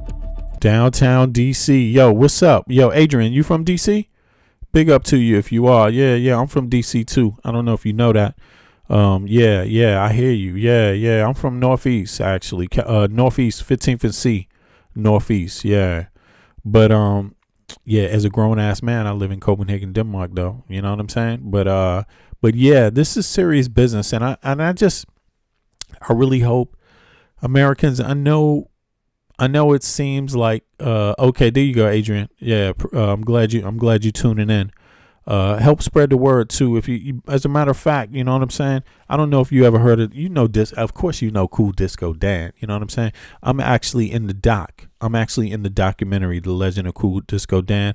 So if you're trying to draw a correlation of between that doc or myself or who am I, who is this dude from DC, check the doc out. Also, this book, some of my young buddies are up in this book, done by the same producers, you know what I'm saying, about subculture in DC, graffiti art and all of that. So, yeah, it would be good to see some more DC people. DC got some hard times going on right now. And, yeah, it ain't what it was when I was growing up in DC. DC is not, well, I'm born in 1970. So I grew up 70s, 80s, and 90s in DC. And DC is nothing like that, man. When I grew up, I was all over the whole damn city having fun over the whole damn city. I'm from Northeast, but I was all over Southeast, Northwest. So just in downtown, uptown, anything. You see what I mean? People think stuff is cute, funny. We better wise up. Yeah, we better. Yeah. We better wise up, man. Shit, DC is, man. Listen, DC. My pops is from the Shaw U Street area. But in my generation, because he's born in the 40s, right? In my generation, I'm born in the 70s. But when I was out, as a young man, already out, basically, let me see, not as a young, well, yeah, when I was a young man, my grandparents and my uncles, they lived uptown, Georgia Avenue, uptown, like above near damn, what's the goddamn Pratt, near Pratt, right? So yeah, and but now DC, all that area, it's very few people from the city living up there anymore. Most of the people from DC living on the east side now, and nothing wrong with living on the east side, but I mean, like, it's really getting east now. It ain't even just northeast. It's now like, it's not just the beginning of northeast or anything like that. It's like, yeah. So DC gentrification and all of that shit, man, and the prices in DC, man, it's so sad. It's so sad, but I'm good to see you here. I appreciate you. And yeah, I appreciate you so much. Now, listen, y'all, I got to get out of here. This robot shit is serious. This surveillance stuff is serious. And it all starts and ends here with a vote. It all starts and it ends with a vote. And no matter what age group you are, no matter who you are, no matter how rich you are, no matter how poor you are, no matter how educated you are, go out and tell somebody else to register to vote. Talk about, make it a point. That should be the cool thing. Like, you shouldn't, and it's not just DC, you shouldn't even be able to be considered cool if you're not voting. You shouldn't even be, that has to be the bare minimum. Even if you don't believe, it still ain't cool to not vote. If you're a drug dealer, vote. If you're a goddamn, you know what I'm saying? No matter who you are, man, vote. Homeless. We got to find a way to get homeless people to vote. Yeah, straight up. Right now, voting is a must. And it is always a must. But like I said, there's a correlation between countries that have social safety net and the amount of people that vote. So get out there and vote. And I know a lot of people doing their job, but just understand, right now everybody needs to do their part. And just like you see me, like, trust me, if I was in DC, you would see me on the streets right now, outside in DC. A lot of people would know me, and you would see me in Northeast. You would see me in Southeast. You would see me talking to people, talking to young people directly, straight up to their face, talking to them just like I'm doing right now, letting them know, shit, I grew up in Anacostia and Northeast DC. Capitol Hill Northeast, the east side, Capitol Hill East, 15th and C, and Anacostia. So I'm going to be all around that area. You see what I mean? And talking to people just like I was last time when I was there. I was all up on Good Hope Road, all up on Martin Luther King Avenue, way up the Ave, all the way up the Ave. You know what I'm saying? My documentary is coming out. It's called Hometown DC. So I've been working on it since 2019. So it is coming out, and I got a lot of beautiful interviews, like 20 different interviews that I conducted when I was in DC last time I was there, and I have a few more that I'm finishing out right now. So it's like one of my biggest projects. Yeah, it's one of my biggest. It is my biggest project. So it's my project of love. But since I'm an editor and I know a little about communications, I'm not. I'm making sure that it's going to be extra dope, the music and every soundtrack and things like that. And so anybody that hold the book up, anybody that's now listen, if you know some more people in DC you think I might need to contact or interview, let me know. Hook me up with them too. I need anybody, you know what I'm saying? People that are doing things, people that's from DC primarily. If you grew up in DC, that's who I'm looking for. The book is called DC Subculture, Pump Me Up. Yeah, and it's a beautiful book, by the way. A lot of cool cats in it. A lot of cool cats. I'm talking about people you know. You know what I'm saying? But it covers DC subculture, and so some of the people that were in the Cool Disco Dan doc are also featured in this book too.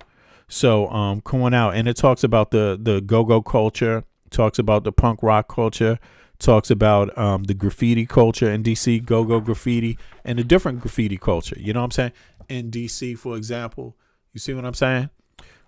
So it's got a lot to it. The book is compiled by Roger Gassman with Eiley Brown, Caleb Nealon, and Yosef Patasaw. So check it out. And in any case, if you know other folks from DC just trying to link up, let them know that I'm out here, and I'm also working on projects too, other projects quietly. I edit stuff, so I'm a pretty decent editor. So let me know. Anybody else is working on some docs and needs some collaboration or needs some kind of assistance. If they got the camera work going in DC, I'm willing to help them out and work on it. You know what I'm saying? And do some stuff together. But on that note, I'm out, y'all. I appreciate everybody for coming out. Do me a favor, click the like button as always if you haven't clicked the like button, and subscribe if you haven't subscribed. And I will see everybody back here in 18 hours. All right, let's catch up. Fuck Trump. Release the Epstein files. Register to vote. Make vote cooler. Make vote cool. All right, make voting cool. All right, appreciate everybody. One. The others, they ain't got what's necessary, the necessary ingredients, but we do. Check it. We got what you need, you want it. We know what you want, we got it. We know what you feel, you want it. We got what you want, you can have it. We got what you need, you want it. We know what you want, we got it. We know what you feel, you want it. We got what you want, you can have it. Orientation in this place we call Earth. Love from conception, from your mom to birth. Pops planted the seed in the turf. From there, you must find out what life is worth. Grew up learning your do's and don'ts. Before working on your motor skills, working on your coordination, right? And orientation to what your life. The brand new thing, so gentle the soul we're capturing. In this distance, the alphabets the kids sing. They celebrate when it's time to go outside. As you get older, you learn to let all the troubles in your life just glide away. Stay focused, keep it smooth, keep you cool. Things in life can make it get rude. If you let it, don't let it. If you let it, don't let it. If you let it, don't let it. If you let it, don't let it. If you let it, let it, what? If you let it, don't let it, let it. If you let it, what? Don't let it. If you let it, don't let it, don't let it. We got what you need, you want it. We know what you want, we got it. We know what you feel, you want it. We got what you want, you can have it. We got what you need, you want it. We know what you want, we got it. We know what you feel, you want it.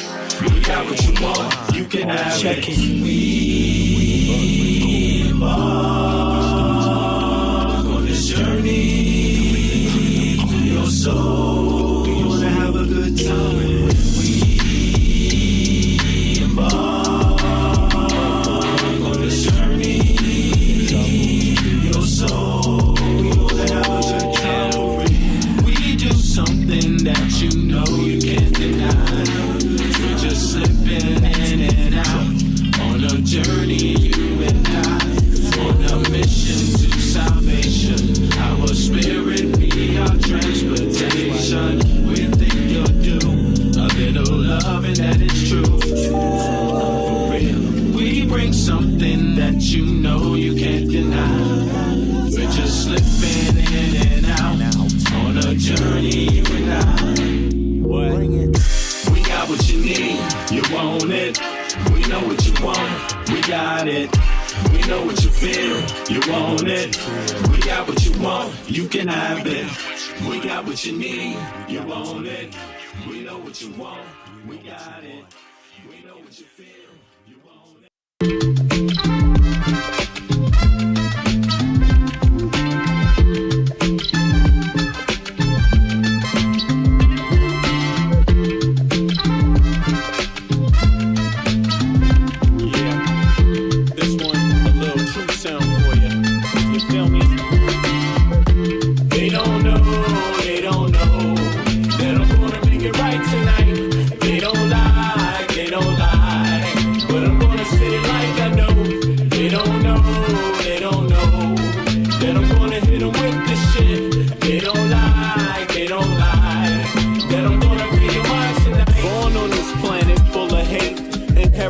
From our harshest past, embedded in our society's identity. But then again, can you tell me that's free? They explain to you what your mind should perceive, suggest things they want you to believe, like your skin color dictates your race. They're calling you an idiot to your face, like life is much more simple than that. We're all slaves and the cards are stacked, while we fight over problems we can fix. Industrialists turn our kids to addicts. The television does a job, introduce you. The radio's right there to seduce you, keep you locked on the wrong damn track. Cigarettes is just legalized crack. They want you to catch a damn heart attack. They want you to catch a damn heart attack. What? Stop believing in the flag, it's a trap. Cause men rule this world, that's a fact. They don't know, but I'm gonna make it right tonight. They don't lie, but I'm gonna spit it like I know. They don't know, that I'm gonna hit them with this shit. They don't lie, that you're gonna free your mind tonight. That you're gonna free your mind tonight. That you're gonna free your mind tonight. That you're gonna free your mind tonight. If you see a man that needs help, then help a brother. If you see a sister on her own, still love her. Cause life is about how you choose to see it. But you gotta teach people how to learn to see it. The planet's been through suffering many times. We propagate many wars many times. The people need to wake up and stop accepting deceit from their own government's deception. You can't blame the people for needing protection from the government's bad reputation. We need to sing a song called Free the Nation. Cause we done had a whole lot of separation. Racism, classism, nationalism, based on keeping people out on the plantation. That's the plan, no doubt. Cause rich people got a plan, no doubt.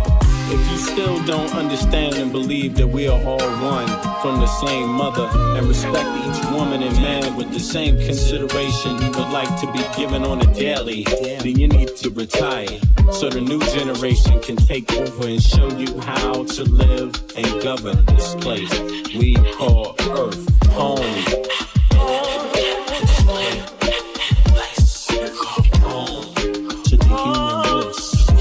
Everybody here, yeah. Oh.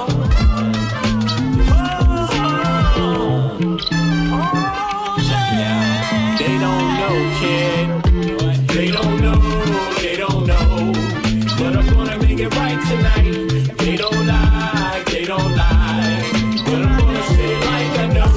They don't know, they don't know. That I'm gonna hit them with this shit. They don't lie, they don't lie. That I'm gonna feel mine tonight. They don't know, they don't know. That I'm gonna make it right tonight. They don't lie, they don't lie. But I'm gonna say it like I know. They don't know, they don't know. That I'm gonna hit them with some shit. They don't lie, they don't lie. That I'm gonna feel mine tonight.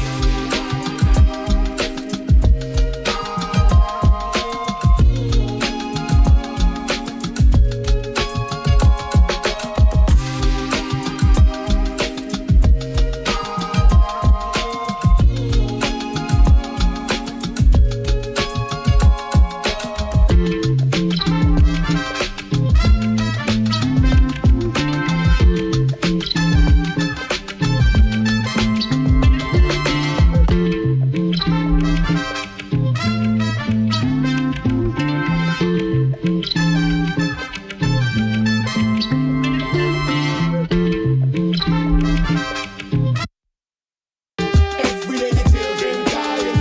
What about the children crying? What about the kids? Don't forget the children. Tell them about the children. What about the children crying? Yeah. Digging, scratching, working, struggling, hoping.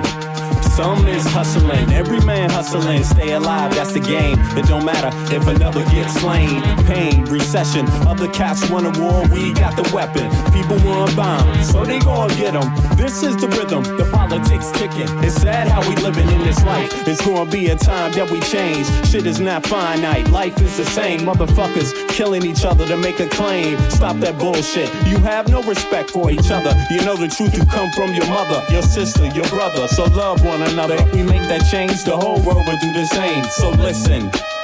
All we need is one love. Every day the children crying. What about the children crying? What about the kids? Don't forget the children. Tell them about the children. What about the children crying? Yeah, I wish someone would tell me when is the suffering gonna stop. I see time ticking, fuck your watch. There comes a time when man steps to the plate, but it won't matter if your mentality is fake. Where I'm from, we got a system, overcrowded prisons, 2 cents an hour, man. Listen, shit don't change if we keep exploiting each other. One day you find out you only did it to your brother. A homeless mother, a baby, no supper. She got a husband and father, they both love her, but they can't find work cause the people with the power, they got a strange way to govern. Their price tags say nothing. Life is funny, then again it's really not. People dying for what other people got. I asked God if he can come and change the shit. He said, hell no, it's you that's gotta change this. Every day the children crying. What about the children crying? One.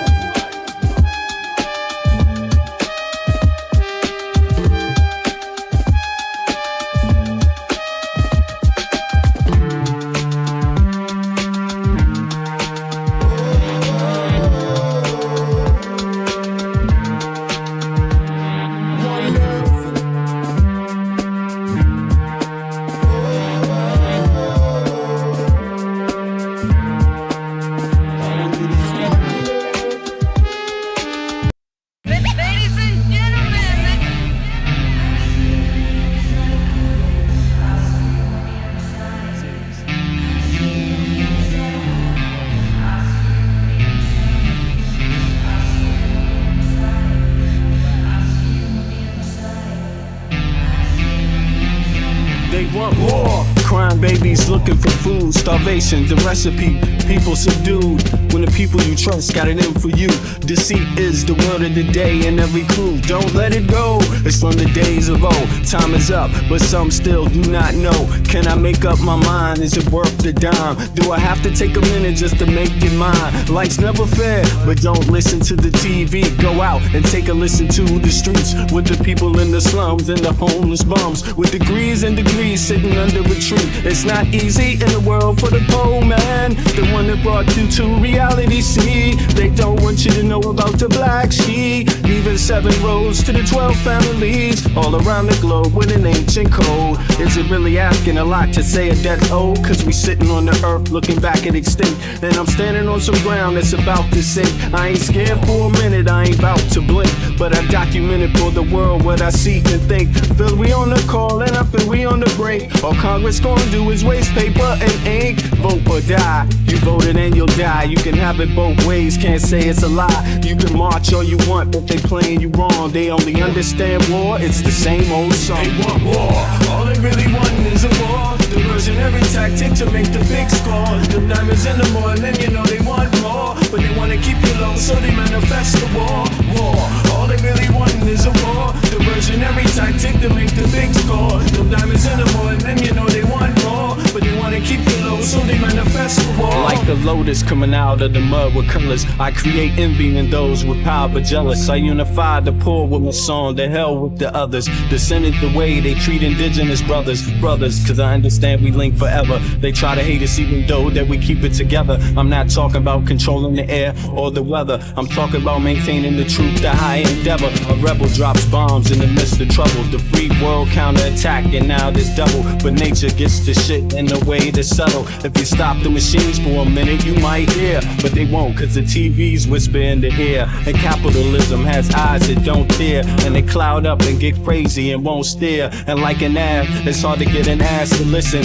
Living like this is like living in prison. It's hard to keep hope when you're living in prison. The spiritual thoughts, so yes, the mental prison. The outside, yes, it's got to get through. Something's gotta die, so something here can live. Your life is nothing if you got nothing to give. Keeping the spiritual, yes, disguised as religion. Controlling your mind, the mental prison. They want war, all they really